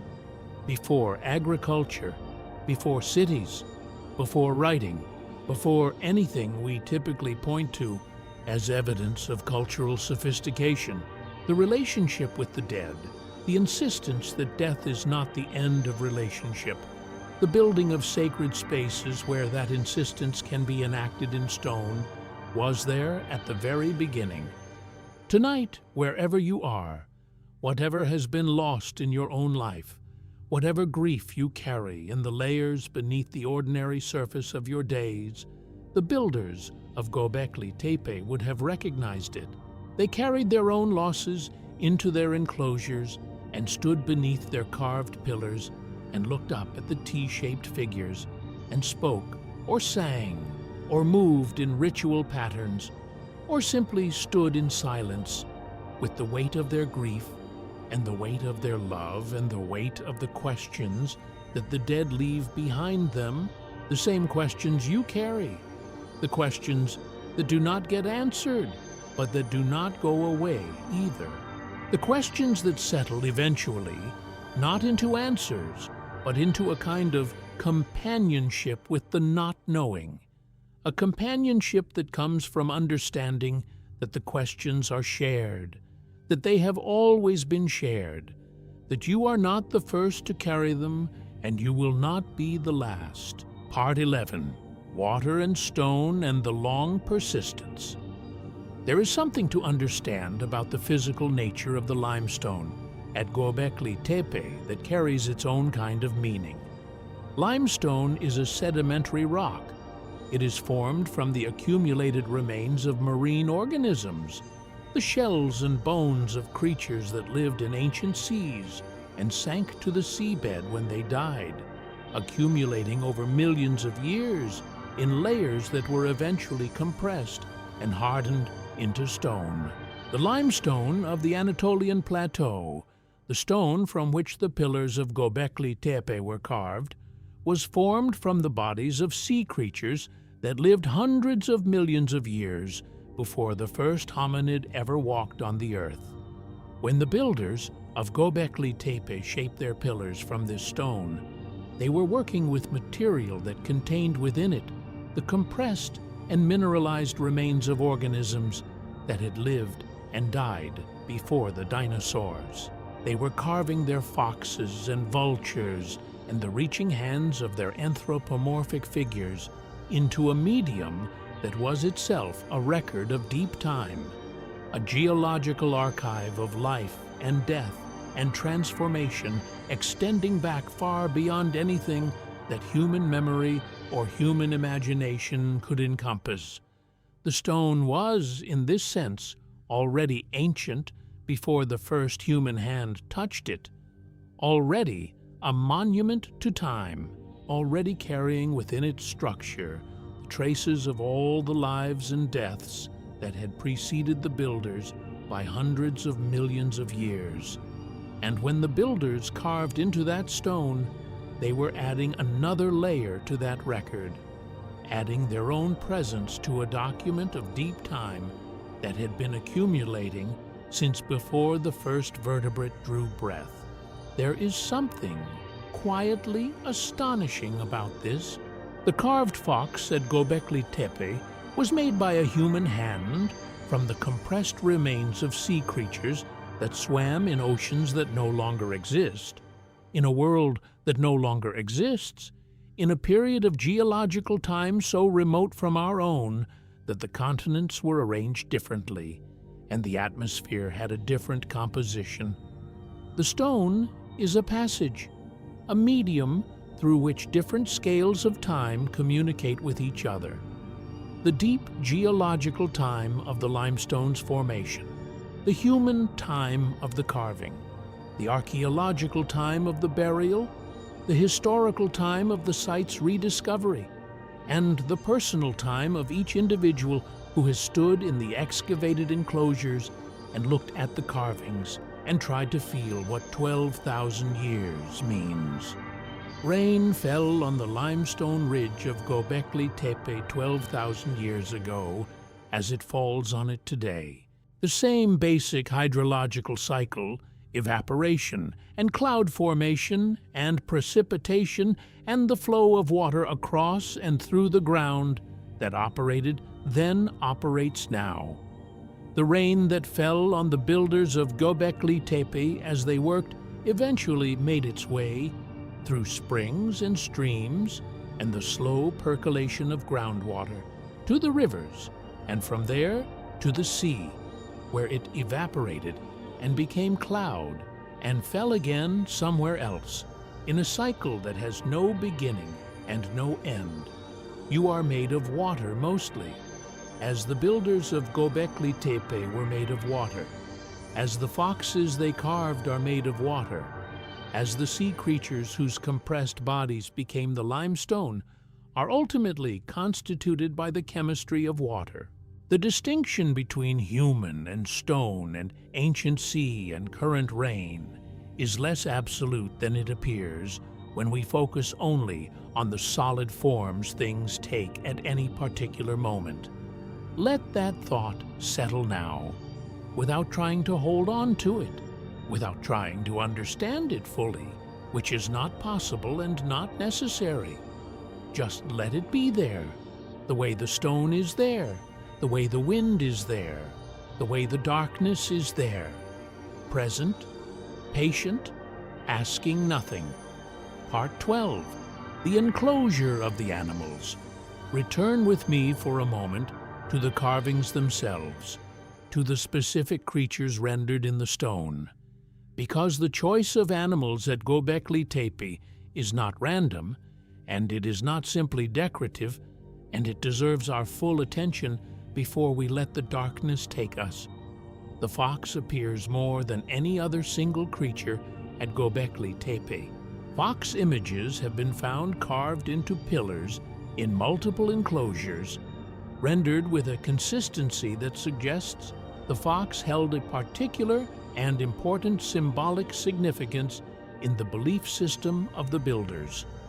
The fox, in the iconography of many later cultures from the same broad region of the world, appears as a trickster figure, as a creature associated with cunning and transformation and the movement between worlds, as an animal that is neither fully wild nor fully domesticated, that occupies the liminal zone between the human settlement and the open landscape, appearing at the edges of firelight, present but not quite caught, familiar but not quite tame.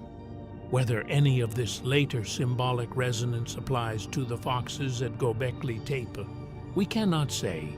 The cultural gap is simply too great. But the frequency of the fox carving, its consistent and careful rendering, its presence across multiple enclosures built across what may have been centuries, suggests that something about the fox mattered enormously to the people who built this place. That the fox was not merely an animal they encountered in the landscape, but a figure that carried meaning, a presence that stood for something in the symbolic vocabulary through which they made sense of the world. The vulture presents a different case. Vultures appear in later archaeological contexts from this same broad region of the ancient Near East in ways that are clearly associated with death and the treatment of the dead. In the Neolithic site of Çatalhöyük, also in Turkey, but several thousand years more recent than Göbekli Tepe, there are wall paintings that appear to show vultures interacting with headless human figures in ways that strongly suggest funerary practices. Sky burial, the practice of exposing the bodies of the dead to be consumed by birds, was practiced across a wide geographic range in the ancient world and continues to be practiced in some communities today. Vultures, as the primary agents of this transformation, occupied a sacred role in many traditions, serving as the literal mechanism by which the dead were returned to the sky, by which the material substance of the human body was dissolved back into the larger cycle of the living world. The vulture at Göbekli Tepe, particularly the great spread-winged vulture of the vulture stone, may be carrying some version of this weight. It may be presiding over a scene of cosmic significance, of death and transformation, of the movement of something from one state of existence to another. The rounded object beneath its wings, which may represent a human head, would fit within this interpretive frame. The vulture is doing what vultures do, what they have always done, what the people who carved this image understood them to do. It is transforming the dead. The boar appears at Göbekli Tepe with a ferocity that the other animals do not quite match. The carved boars are shown with their heads lowered and their haunches raised in the posture of a charging animal, an animal in the moment before it strikes. Wild boar in this landscape and in this period were genuinely dangerous creatures. They were large, aggressive, powerful, and capable of seriously injuring or killing a human being. They were also important prey animals, a significant source of meat for hunting communities. The boar occupied a dual position in the practical and symbolic universe of hunter-gatherers, simultaneously dangerous and necessary, threatening and nourishing, the embodiment of the wildness that surrounded and sustained and sometimes destroyed the human community. The scorpion appears in multiple locations and in multiple sizes, sometimes rendered very small and sometimes larger, sometimes alone and sometimes in the company of other creatures. Scorpions in this region are genuinely venomous, capable of inflicting painful stings, and in some species, potentially lethal ones. They emerge at night. They are creatures of darkness and of the ground, hiding in crevices and under stones, present but invisible until the moment of their appearance. Their association with danger and with the hidden world beneath the surface would have been natural and immediate for people who actually lived in proximity to them. And then there are the birds, cranes and ducks and geese, and what appear to be raptors of various kinds. Birds occupy a unique position in the symbolic universe of many ancient cultures precisely because they do something no land-bound creature can do. They cross the boundary between the earth and the sky. They move freely between the world of the ground and the world of the air. They rise and fall. They appear with the seasons and disappear with the seasons, returning from somewhere unknown, somewhere beyond the horizon, somewhere that the ground-bound human can only imagine. In many ancient traditions, birds serve as messengers between the human world and the divine world, between the living and the dead, between the visible and the invisible. They carry meaning across boundaries. They know things that land creatures cannot know. They have access to perspectives that the human perspective cannot reach. The birds at Göbekli Tepe may be carrying something of this weight.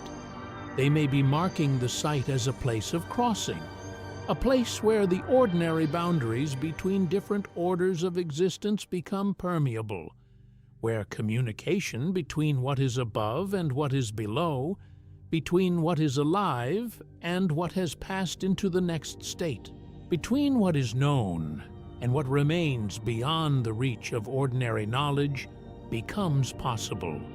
Or they may mean something else entirely, something that has no analog in any symbolic system we know, something that we would need to be one of them to understand. But here is what the animals collectively suggest, taken as a whole body of symbolic choice spread across multiple enclosures and what appear to have been multiple generations of carvers. They suggest a mind, a cultural mind, that was deeply attentive to the non-human world, that paid close and sustained attention to the animals that shared the landscape, that understood those animals not merely as food or as threats, but as presences in the world that carried significance, that communicated something about the nature of things, that found in the specific qualities of specific creatures, the cunning of the fox, the mastery of death of the vulture, the dangerous power of the boar, the freedom of the bird, a vocabulary for expressing ideas that could not be expressed in any other way. This is not so different from what human beings in many traditions have always done. The use of animals as symbols, as bearers of meaning, as ways of naming qualities and forces and mysteries that resist direct naming, is one of the most widespread and persistent features of human symbolic life. It appears in every culture we have access to. It appears in our dreams, it appears in our fairy tales and our fables and our corporate logos and our sports teams. Something in us insists on thinking through animals. Something in us finds in the non-human world a mirror for the human interior.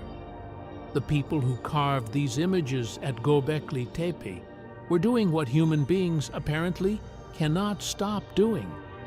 They were looking at the world around them and finding in it a language for the world within them. They were using the fox and the vulture and the boar and the crane to say things that could not otherwise be said, things that 12,000 years of silence have now sealed away from us, but that were once alive and vital and communicating something that mattered. Part 13, The Mathematics of Deep Time. Let us try one more time to feel the 12,000 years, not to understand them intellectually, because we have already done that, already placed Göbekli Tepe in its temporal context relative to the pyramids and Stonehenge and the Bronze Age and everything else we can compare it to. That kind of understanding is not what the 12,000 years require of us. What they require is something different, something more difficult. What they require is a willingness to sit with scale, with the kind of scale that exceeds our emotional equipment and demands a different kind of response, something quieter and more patient than the ordinary responses we bring to facts about the world. Consider the following. A human generation is approximately 25 to 30 years. In 12,000 years, there are roughly 400 to 500 human generations, 400 to 500 complete cycles of human life, each one containing all the ordinary experiences of a human existence: childhood and learning and love and loss and middle age and old age and death and the grief of those who survive and the relief of those who are released. 400 generations of human beings have lived and died since the enclosures of Göbekli Tepe were built. 400 generations of people who were fully human, as you are fully human, who felt what you feel and feared what you fear and hoped what you hope, who loved their children and mourned their dead and asked in the darkness before sleep the same questions that you carry with you. If you tried to shake the hand of every person who had lived and died since Göbekli Tepe was built, and if each handshake took just 1 second, and if you spent every waking hour of every day doing nothing else, it would take you thousands of years to finish. The number of individual human lives that separate us from the builders of Göbekli Tepe is so large that it cannot be meaningfully grasped. It can only be felt dimly at the edges of comprehension as a kind of vertigo. And each one of those 400 generations was to itself the present moment. Each one lived in what felt like the current era, the relevant time, the period that mattered. Each one had its own crises and discoveries and ordinary days and remarkable events. Each one contained people who lay awake at night wondering about the things that lie beyond ordinary understanding. People who built structures to express their relationship to those things. People who tried in whatever ways were available to them to create something that would outlast their own brief passage through the world. All 400 of those generations have been and gone. The youngest of them is still several generations removed from us. The oldest, The ones who stood inside the enclosures at Göbekli Tepe are so remote from us in time that they inhabited a literally different world. The climate was different, the landscape was different, the fauna of the region was different, the sky, in the sense of the specific positions of stars and planets, was different. Even the language that consciousness spoke to itself was different, in ways we cannot specify because we have no record of it, but that must have been profound. And yet something connects us. The stone connects us. The carved images connect us. The questions connect us. The reaching connects us. The experience of lying in the dark before sleep and feeling the weight of existence. The strangeness of being conscious in a world that does not explain itself. The desire to understand, or at least to be present, with what cannot be understood. This experience connects us across all 400 generations, across all 12,000 years, across every difference of language and culture and technology and belief. This is what the builders of Göbekli Tepe were doing in their enclosures. They were doing what you are doing now. They were sitting with the mystery. They were present with the questions. They were keeping vigil in the darkness before the dawn of everything that came after them. And they left the stone. They left the carved images. They buried it all under the earth so that it would survive them, so that it would be there when whoever came next was ready to find it. They did not know that whoever came next would take 12,000 years to arrive. They did not know what that next presence would look like, or speak, or think, or believe. But they left the stone anyway, with what we can only interpret as a gesture of faith. Faith that the stone would be found. Faith that whoever found it would understand that something important had been placed there, even if they could not decode exactly what that something was. And they were right. The stone was found. We cannot decode exactly what it means, but we understand that something important was placed there. We understand that the reaching was real and serious and sustained across centuries of collective effort. We understand that we are connected to it across 12,000 years by the simple and irreducible fact that we are the same kind of creature that built it. Conscious, wondering, reaching. Part 14. The Archaeology of the Self. There is a parallel between the site at Göbekli Tepe and the interior landscape that you carry with you everywhere you go. A parallel that may be worth sitting with in the time before sleep. Göbekli Tepe is, among other things, a site of layered excavation. The earliest and most sophisticated constructions are buried deepest, covered over time by later constructions that are somewhat less grand, somewhat less elaborately decorated, somewhat less carefully executed. As if the tradition that produced the great T-shaped pillars was slowly losing its vitality over the centuries of the site's use, slowly simplified, slowly reduced, until eventually even the simplified later forms were covered over and the site was abandoned altogether.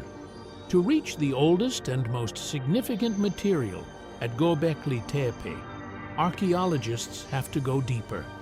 They have to remove the later layers, carefully, without disturbing what lies beneath, in order to access what was buried first and what has therefore been preserved longest and what contains the most of the original intention. The same is true of the self. The most recent layers, the things that feel most immediately present and most urgently relevant, the concerns of the day, the plans for tomorrow, the unresolved conversations, and the half-formed intentions, and the catalog of things that need to be remembered and done. These are the surface layers. They are there, they are real, they matter in their own way. But they are not the deepest material. Beneath them are older layers, Memories of experiences that shape the architecture of who you are before you were old enough to understand that you were being shaped. Beliefs that formed so early and so completely that you no longer experience them as beliefs but as facts about the world. Fears and desires that originated so far back in your history that their origins are invisible to you, apparent only in their effects, in the ways they organize your perceptions and your choices without your full awareness or consent. And beneath those layers, deeper still, something that is harder to name, something that was there before the specific experiences and the specific fears and the specific beliefs began to accumulate, something that is simply the ground of consciousness itself, the basic fact of awareness, the bare presence of experience before it has been organized into anything particular. This deepest layer is not accessible through ordinary attention. Ordinary attention stays at the surface, moves among the recent layers, occupied with the immediate. To reach the deeper material requires a different kind of attention, a quieter and more patient and less directed form of awareness, one that does not grasp or push but simply opens, the way the earth simply opens when the archaeologist removes the upper layers carefully enough. Sleep is one of the ways that this deeper layer becomes accessible, not through the dreams that appear in it, which are themselves a kind of symbolic activity taking place at an intermediate level, not quite the surface and not quite the bottom, but in the transition toward sleep, in the slow release of directed attention, in the moment when the organizing activity of the waking mind begins to loosen its grip on experience and the deeper material begins to surface on its own terms. That is where you are now. At the threshold, the upper layers thinning, the usual noise quieting, the deeper strata beginning to make themselves felt in ways that do not require interpretation or effort, only the willingness to stay still long enough for them to surface.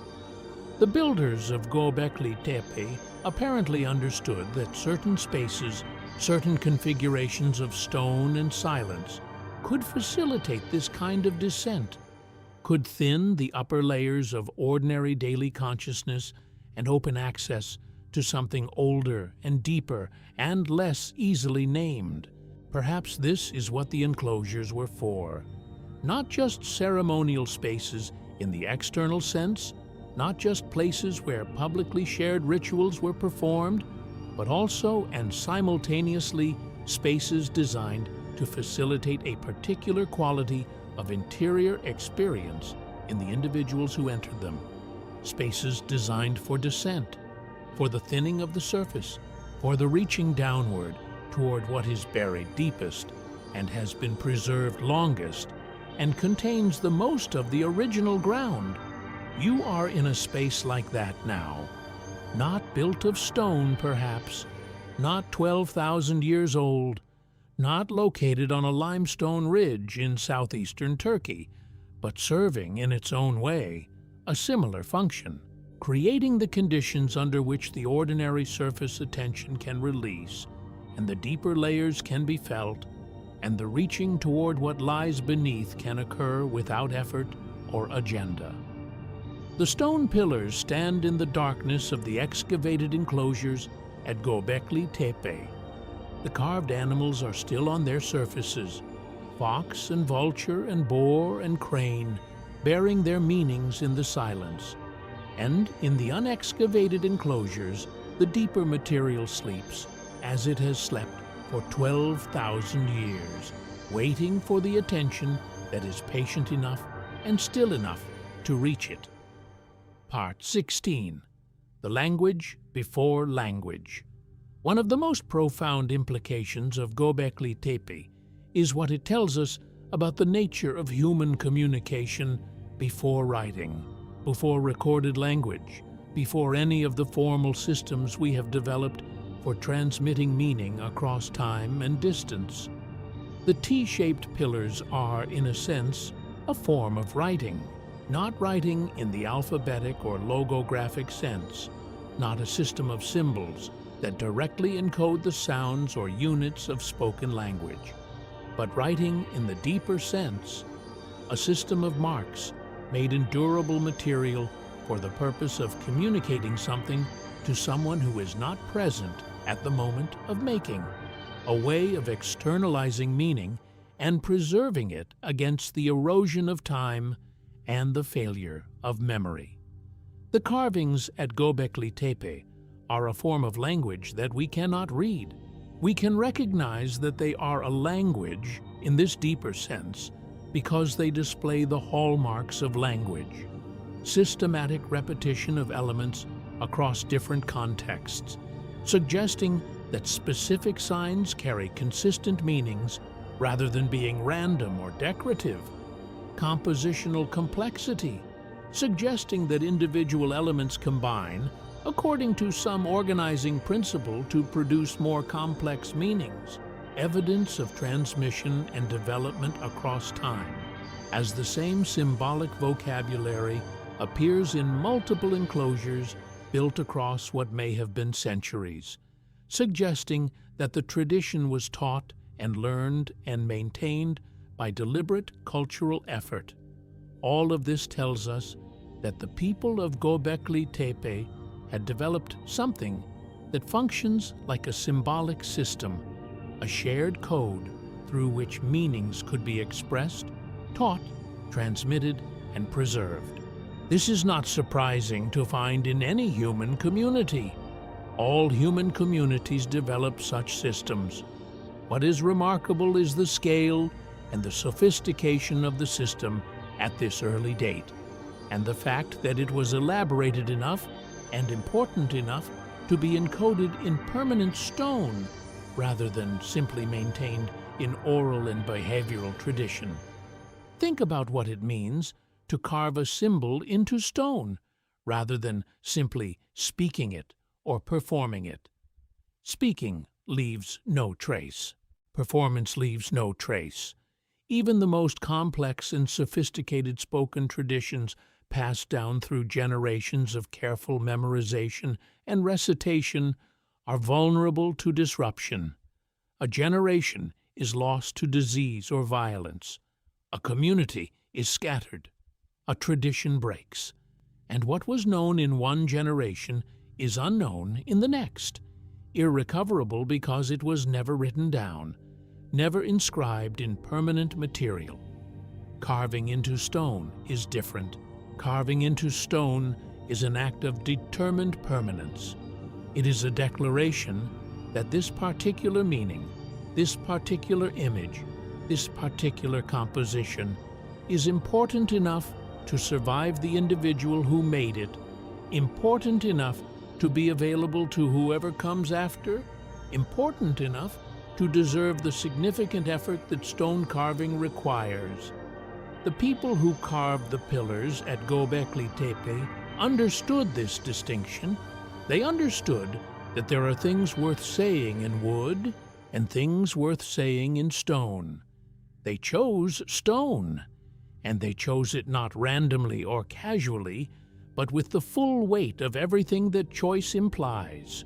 The labor of quarrying and shaping and transporting the raw material, the skill of carving, the sustained collective effort of maintaining and using and eventually deliberately preserving the carved objects they had made. What they chose to say in stone was this: the animals, the patterns, the compositions, the reaching hands, the standing anthropomorphic figures, all of this is language. All of this is an attempt at communication that reaches across 12,000 years.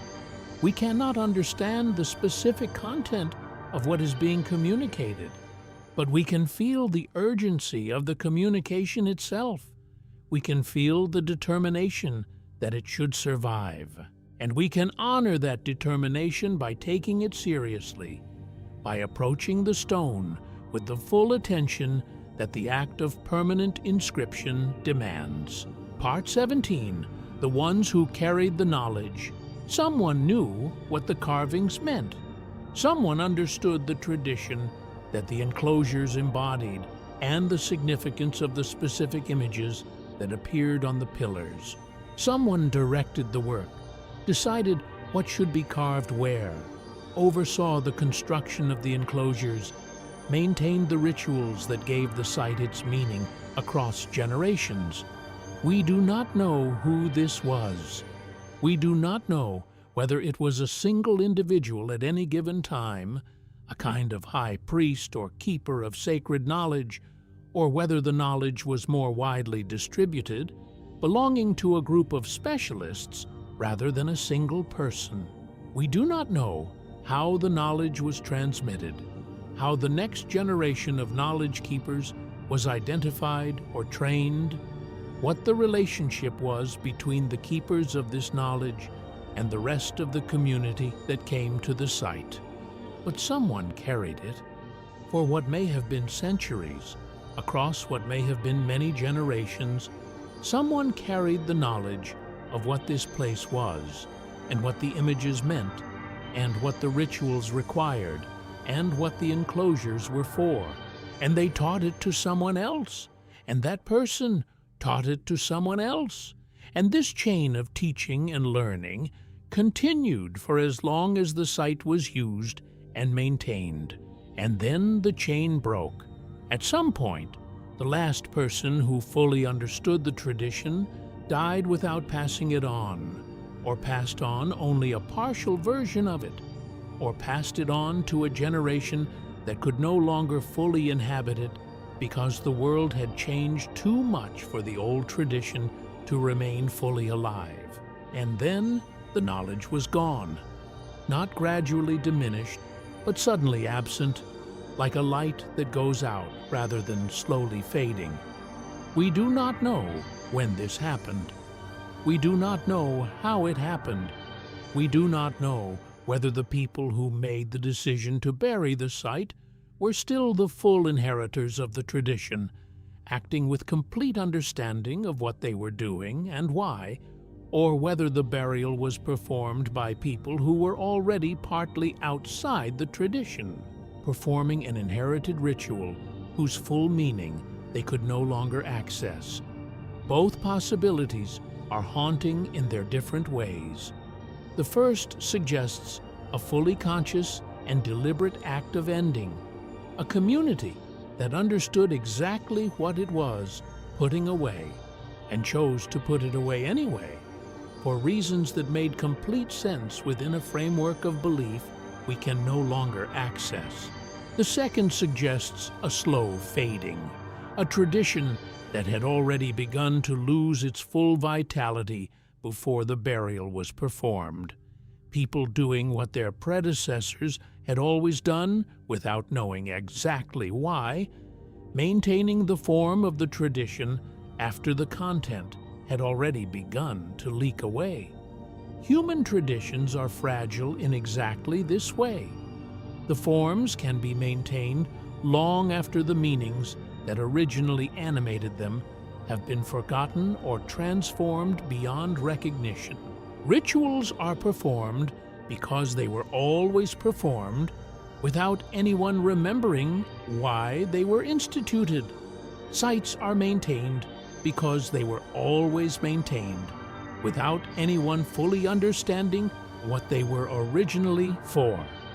Symbols are reproduced because they are familiar and felt to be important, without anyone being able to articulate precisely what they represent.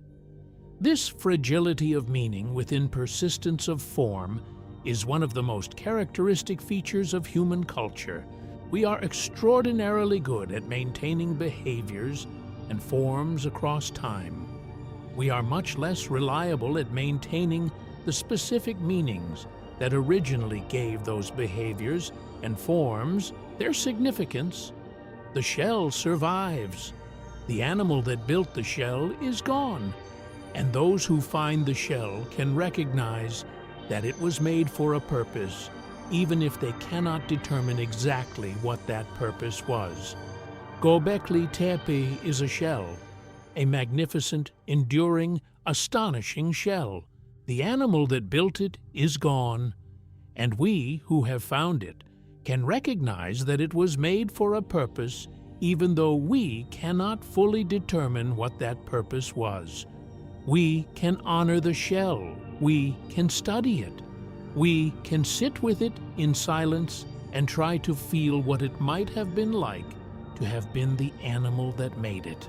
And in doing so, we perform our own version of the ritual that this place was built to host, the ritual of reaching toward what is beyond ordinary knowledge and ordinary experience, the ritual of sitting in the presence of something larger than the self. Part 18, The Return. Every night, the sun sets over the limestone ridge at Göbekli Tepe. The long shadows of the afternoon shorten and vanish as the light fails. The exposed pillars of the excavated enclosures lose their detail in the gathering dusk, becoming dark shapes against a darkening sky. The last tourists of the day have left. The researchers have closed their notebooks and packed their tools. The protective roof structure becomes a silhouette against the stars that are beginning to appear. And the hill is quiet again, as it was quiet for 12,000 years, as it will be quiet again tomorrow before the site opens and the visitors arrive, and the work of understanding continues. In the quiet, there is something that returns. Not a presence, not a ghost, not anything that requires a belief in the supernatural or in the persistence of consciousness beyond death. Something simpler, and in some ways more mysterious than any of that. Something that is simply the quality of the place itself, the specific arrangement of space and stone and silence that has been here since the first pillars were erected 12,000 years ago. Certain places have this quality, not because they are haunted in the ordinary sense of that word, but because they have been the sites of concentrated human intention for so long and so intensely that the intention has, in some way that we do not fully understand, become part of the place. Not written into the physics of the stones exactly, but accumulated in the silence, in the specific quality of the air, in the way the space is organized, and the way that organization affects whoever enters it. Göbekli Tepe is such a place. The people who visit it today consistently report a quality of experience that they struggle to articulate in ordinary language. A sense of depth, a sense of time, a sense of being in the presence of something that exceeds the ordinary categories of experience and requires a different kind of attention. A quieting of the ordinary noise of self-concern and daily preoccupation.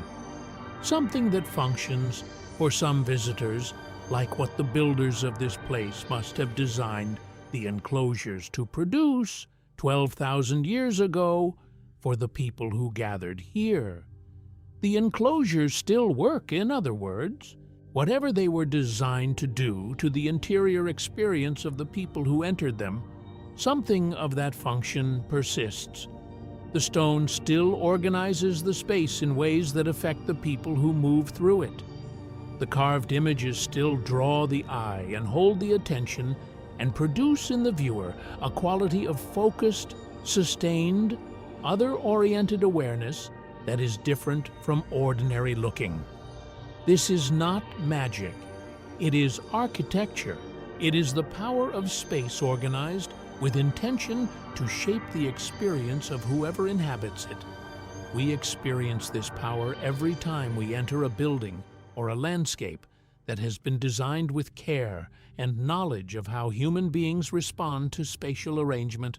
A great cathedral, a carefully composed garden, a room designed by an architect who understands how light and proportion and material affect mood and attention and the quality of interior experience.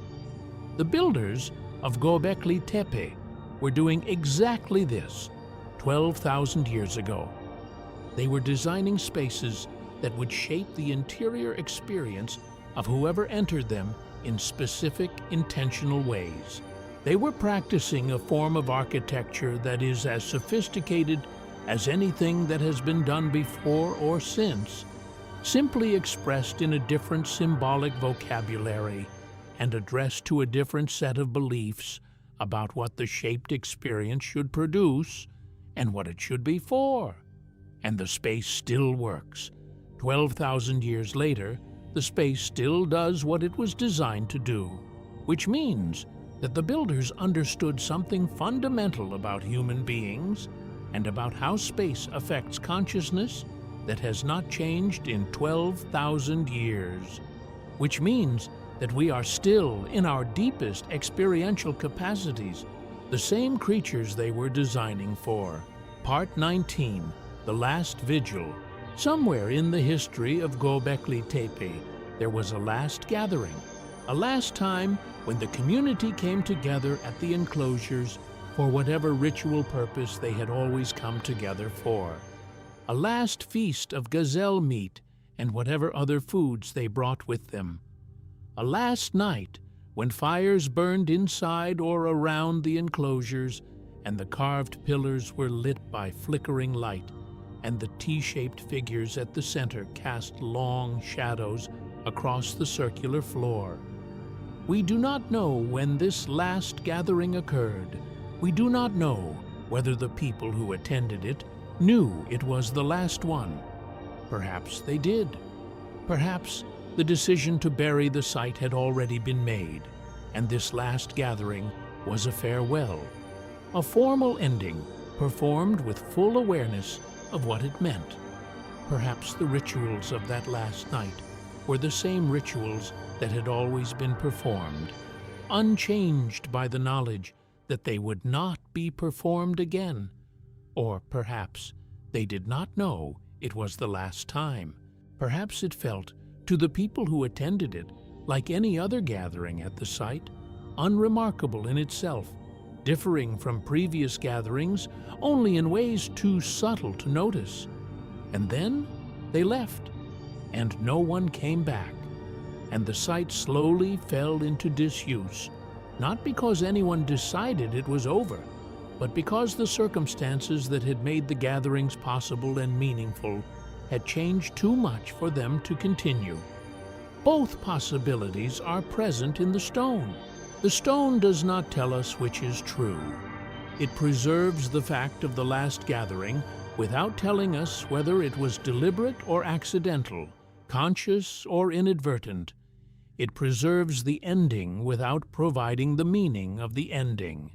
It is, in this respect, like all endings, like all the endings in your own life that you can look back on now and recognize as endings, even though at the time you may not have known that they were endings. The last time you spoke to someone, the last time you were in a place that mattered to you, the last time a particular feeling was fully present and available before something changed and it was no longer quite accessible in the same way.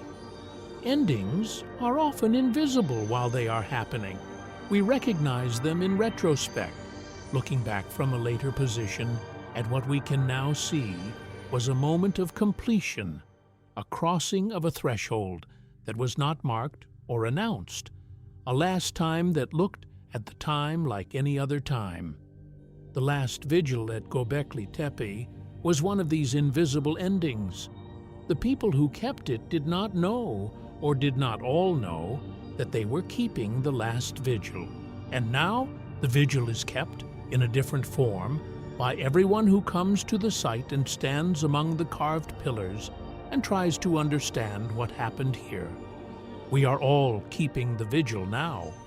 We are all the inheritors of that last gathering, 12,000 years after the fact, trying to complete something that was left incomplete, trying to receive something that was never fully transmitted, trying to understand something that may be, in its specific content, permanently beyond our understanding, but the reaching is enough. The reaching without the arriving is enough. It is what the builders of Göbekli Tepe taught us, whether they intended to or not. They reached towards something they could not fully hold or name or transmit, and they reached with enough seriousness, enough collective commitment, enough sustained effort that the reaching itself survives in stone 12,000 years later. The reaching is enough. Part 20. The weight of stone and the weight of time. Consider the weight of a 20-ton stone. 20 tons is the weight of a medium-sized truck, fully loaded. It is the weight of approximately 15 adult elephants. It is the weight of roughly 300 average human beings standing together on the same surface. 20 tons is a weight that, moved by human effort alone without mechanical assistance, would require not dozens, but hundreds of people working in coordinated ways, using techniques of leverage and friction and collective motion that must be developed and practiced and refined over many attempts. The builders of Göbekli Tepe moved pillars of this weight and heavier. They moved them without the wheel, which had not yet been invented. They moved them without draft animals, because the large-scale use of draft animals comes later in human history, after the domestication of cattle and horses. They moved them without cranes or pulleys in the mechanical sense, though they may have used wooden levers and ropes of plant fiber and human ingenuity in ways we cannot now fully reconstruct. They moved them. We know they moved them because the pillars are there, in positions that could not have been their original quarry positions, shaped and oriented in ways that required them to be transported from where they were extracted and set in place with precision. The movement happened. The evidence of the movement is irrefutable. The method of the movement is one of the enduring mysteries of the site. But more than the logistical question of how the stones were moved, what strikes me is the will that moved them. The decision, made by whatever combination of individuals and community processes led to decisions in this society, that these particular stones should be moved to this particular place and set in this particular way. The decision to invest the enormous collective effort that this required.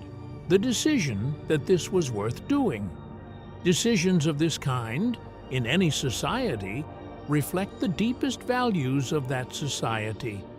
What a community chooses to spend its collective effort on, when it has choices about how to spend that effort, reveals what it most deeply believes is important.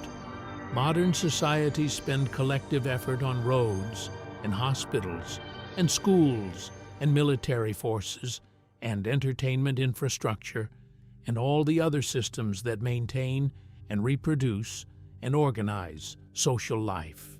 The builders of Göbekli Tepe spent collective effort on carved stone temples. This does not mean that they neglected the practical. The archaeological evidence suggests that they were effective hunters and foragers who maintained themselves successfully in their landscape across the centuries of the site's use. But the existence of Göbekli Tepe tells us that the practical was not the whole of what mattered to them, that beyond the practical, beyond the immediate demands of survival, something else called on their energy and their attention and their extraordinary organizational capacity. And that something else was, as far as we can tell, a form of sacred encounter, a form of structured attention to the forces and mysteries that lay beyond the everyday, a form of community organized not only around survival, but around meaning, around the shared experience of standing in the presence of something larger than the individual or the group. This is what the weight of the stone tells us, not the logistics of its movement, though those are interesting, the determination that it should be moved, the seriousness of the intention behind the movement, the depth of the commitment that could motivate hundreds of people to spend days or weeks moving a 20-ton stone across difficult terrain without any mechanical advantage, because someone had decided, and the community had agreed, that the stone needed to be in that particular place for reasons that had nothing to do with practical survival. Part 21. The Dream Beneath the Hill. If the unexcavated enclosures of Göbekli Tepe could dream, what would they dream of? This is not a serious scientific question. Stone does not dream.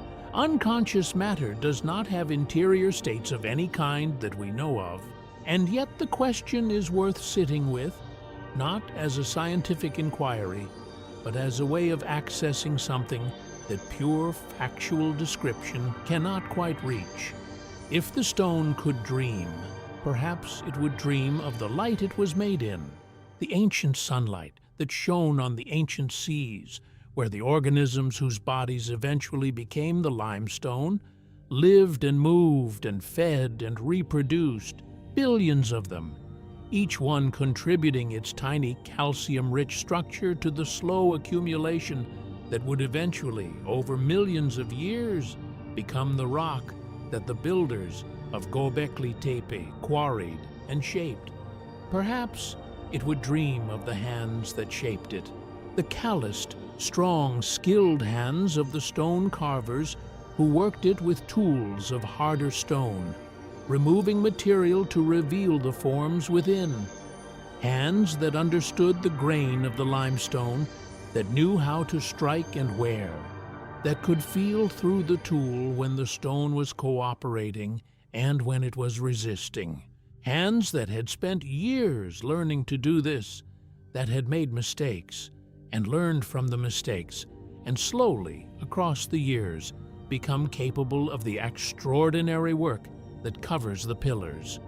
Perhaps it would dream of the ceremonies, the movements of people around and within the enclosures, the sounds which we can only imagine, chanting perhaps, or drumming, or the high clear notes of flutes made from bird bones like those found at other prehistoric sites in this region, the smell of fires and roasting meat, and the bodies of many people gathered together in a relatively small space. The specific quality of torchlight on carved stone, the way flickering light animates carved surfaces and makes the carved animals seem to move, the fox appearing to run, the vulture appearing to shift its weight on its wings. Perhaps it would dream of the burial, the moment when the first fill began to accumulate inside the enclosures, the sound of soil and rubble falling on carved stone, the gradual dimming of the light inside the enclosures as the fill rose, the final darkness as the last of the fill covered the tops of the central pillars, and the enclosures became, for the first time, sealed spaces rather than open ones. Perhaps it would dream of the long quiet, the millennia of undisturbed darkness and silence, and the slow pressure of the earth above, the imperceptible passage of geological time, measured not in years or centuries or even millennia, but in the slow accumulation of infinitesimally small changes in the structure of the rock, in the slight chemical alterations produced by the chemistry of the soil and the movement of groundwater, in the infinitely gradual processes by which stone changes without appearing to change. And perhaps it would dream of the moment of rediscovery, the sound of excavation tools, the sudden appearance of light in the darkness after 12,000 years, the first human voice in millennia, speaking words in a language utterly unlike anything spoken by the people who built this place, saying something like, "Here, here, there is something here. Come and look at this." The stone cannot dream any of these things, but you can. You can hold these images in the space before sleep, where the boundary between thinking and dreaming is already beginning to dissolve. You can let the ancient sunlight and the skilled hands and the flickering torch and the long darkness and the moment of rediscovery move through you slowly, without grasping at them, letting them surface and subside as they will, like the images that appear in the half-sleep state when the controlling mind has loosened enough to let things happen on their own terms.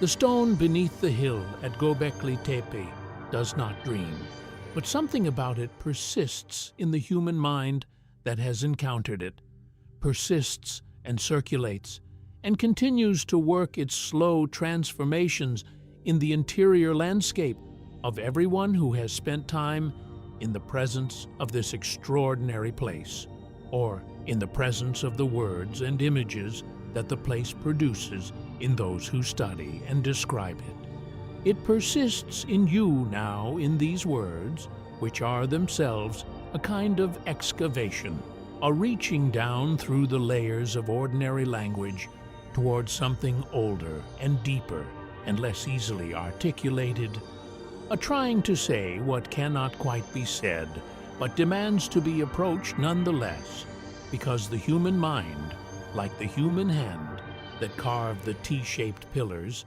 cannot stop reaching toward what lies just beyond the fully available. The stone is patient.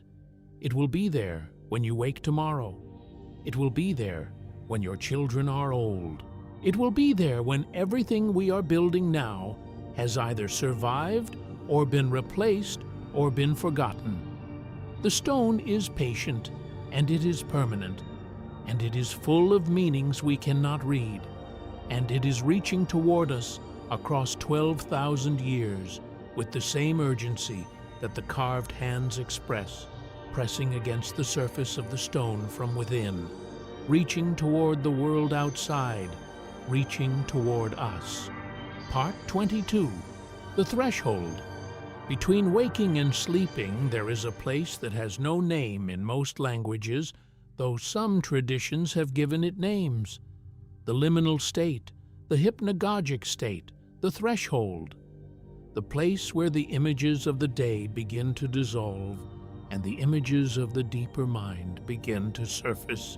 The place where ordinary logic no longer applies, and where the connections between things are made not by reason, but by the older, stranger, associative processes that precede reason in the history of the mind. This is where you are now. The day is behind you. Its events and concerns and demands are receding, becoming less vivid, less urgent, less absolutely real than they felt a few hours ago. The night is ahead of you. Sleep is ahead of you.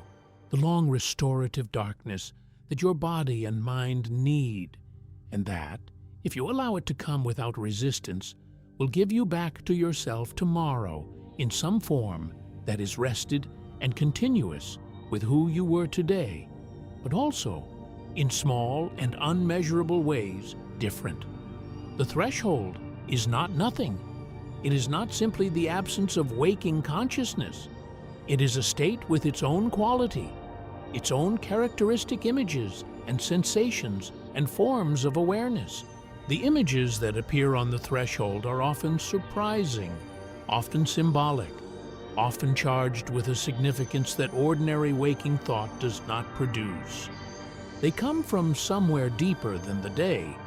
They have the quality of truths that have been waiting for the noise to quiet before they become visible. The builders of Göbekli Tepe knew this place. They designed their enclosures, perhaps, to help people reach it more easily, to create the external conditions under which the interior descent toward the threshold could happen more reliably and more completely. The enclosed space, the carved animals watching from the stone, the specific quality of firelight and darkness, the repetitive sounds of ritual, chanting or drumming, or the rhythmic movement of many bodies together. All of this designed to thin the membrane between the ordinary waking state and the deeper state beneath it. You are approaching that threshold now. the words you have been listening to have been doing something like what the enclosures at Göbekli Tepe were designed to do, creating a space of sustained, focused, other-directed attention, providing images to hold the mind while the deeper processes of descent proceed beneath the level of conscious attention, drawing the mind gently toward the ancient and the deep and the still, and away from the recent and the surface and the restless. You do not need to do anything with this. You do not need to resist it or direct it or understand it. You only need to allow it, the way you allow sleep itself, by releasing the effortful maintenance of the waking state and letting what comes next come in its own time and in its own form. The threshold is where 12,000 years becomes immediate, where the distance between you and the builders of Göbekli Tepe collapses, not because time has actually been traversed, but because the state of consciousness you are entering is the same state of consciousness that the enclosures were designed to produce, and in that shared state, the distance between your mind and their minds shrinks to something much smaller than the 12,000 years would suggest. You are approaching the same territory they approached, the same deep ground, the same place before the words where the images come from and to which the images eventually return, the same silence beneath the silence that the carved stone was made to commemorate. Let it come. Let the threshold open. Let Göbekli Tepe recede into the place where things are kept without effort, where they continue to work without your attention, where the stone and the carvings and the 12,000 years of silence settle into the landscape of the self and take their place alongside everything else you carry. Let the questions go unanswered for tonight. They will be there in the morning. They have always been there in the morning. They will be there as long as you are. Part 23. The same stars. The stars above you tonight are the same stars that shone above Göbekli Tepe 12,000 years ago.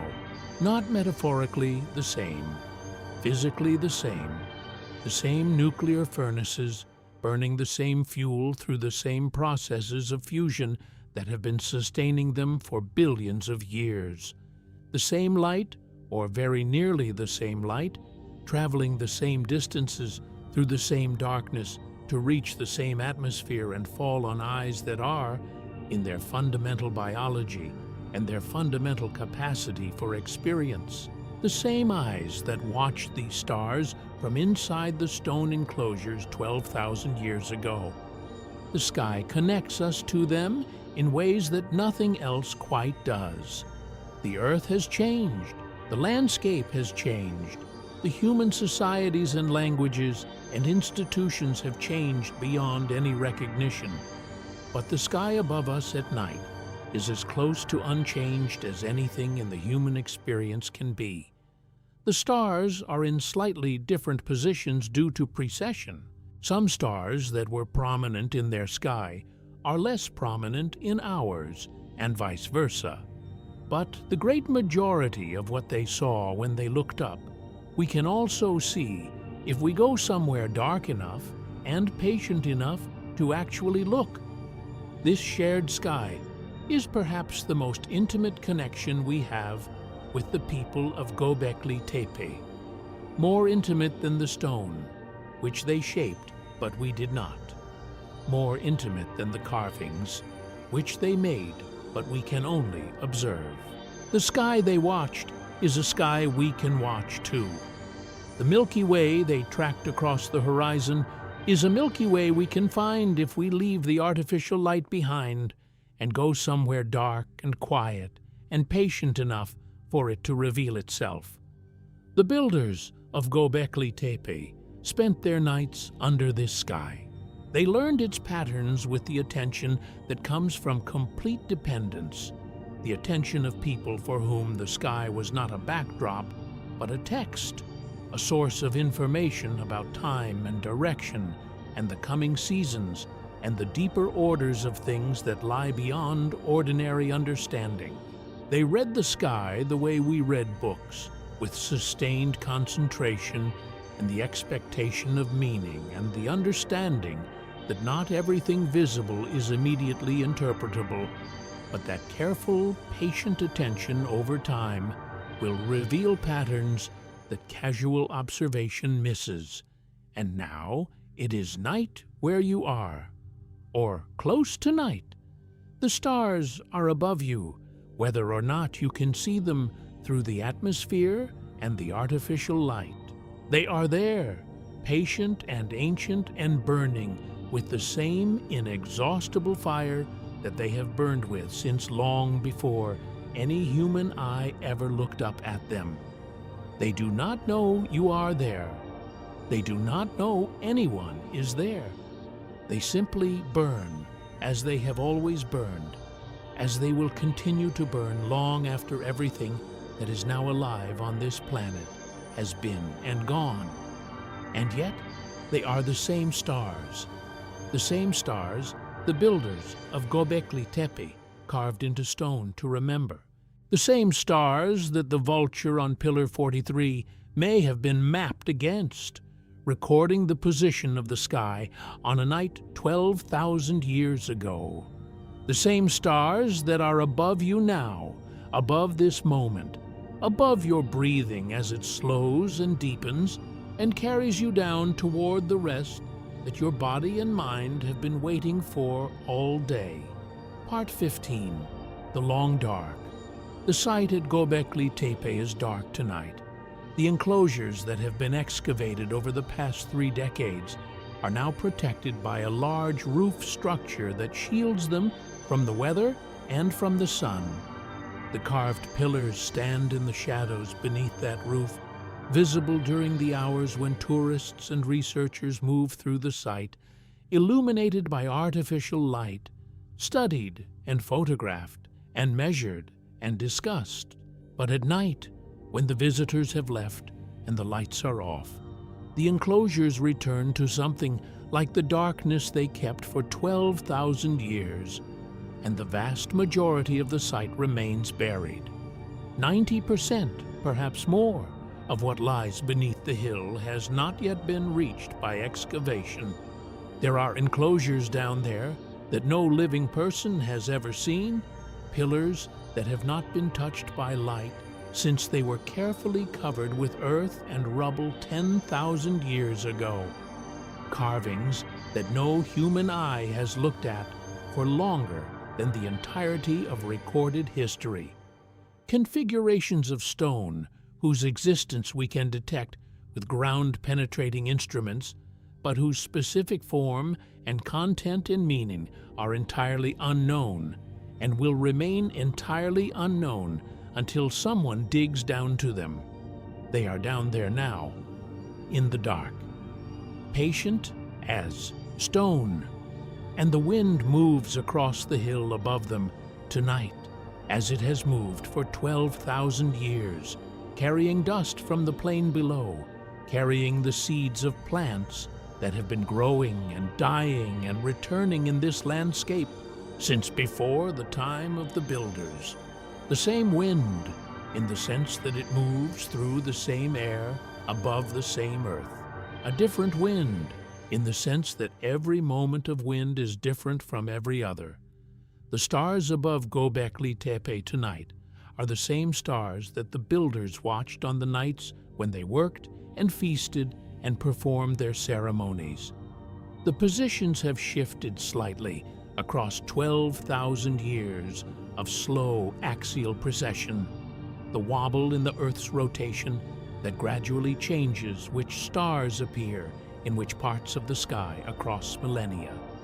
But they are the same stars, the same light that left those distant suns in the deep past of the cosmos, traveling across unimaginable distances through unimaginable darkness, arriving at this particular patch of atmosphere above this particular hill in southeastern Turkey, falling on the eyes of people who watched it 12,000 years ago and who tried to record what they saw in stone so that it would be remembered, still reaching us, as the carved hands still reach, as the questions still reach, as something in us still reaches back. Let your breathing slow now. Let the stories of the ancient world settle into the deeper strata of your mind, where they will continue their quiet work without your conscious attention, finding their place among all the other things you carry, doing what all good stories do in the end, which is to become part of the landscape of the self, landmarks in the interior country that you inhabit. The builders of Göbekli Tepe asked their questions and built their monument and buried it and walked away into the vastness of time. The questions they asked are still open. The monument they built is still there. The silence they left behind is still the same silence. You carry something of what they were, not in memory, not in tradition, not in any form of direct cultural transmission, but in the deeper form, in the architecture of the consciousness that allows you to ask the same questions they asked, in the capacity for wonder and grief, and the impulse toward beauty, and the need for meaning, and the reaching toward something just beyond the available. That reaching is 12,000 years old at least, perhaps much older, perhaps as old as our species, perhaps as old as consciousness itself, whatever consciousness ultimately is and wherever it ultimately comes from.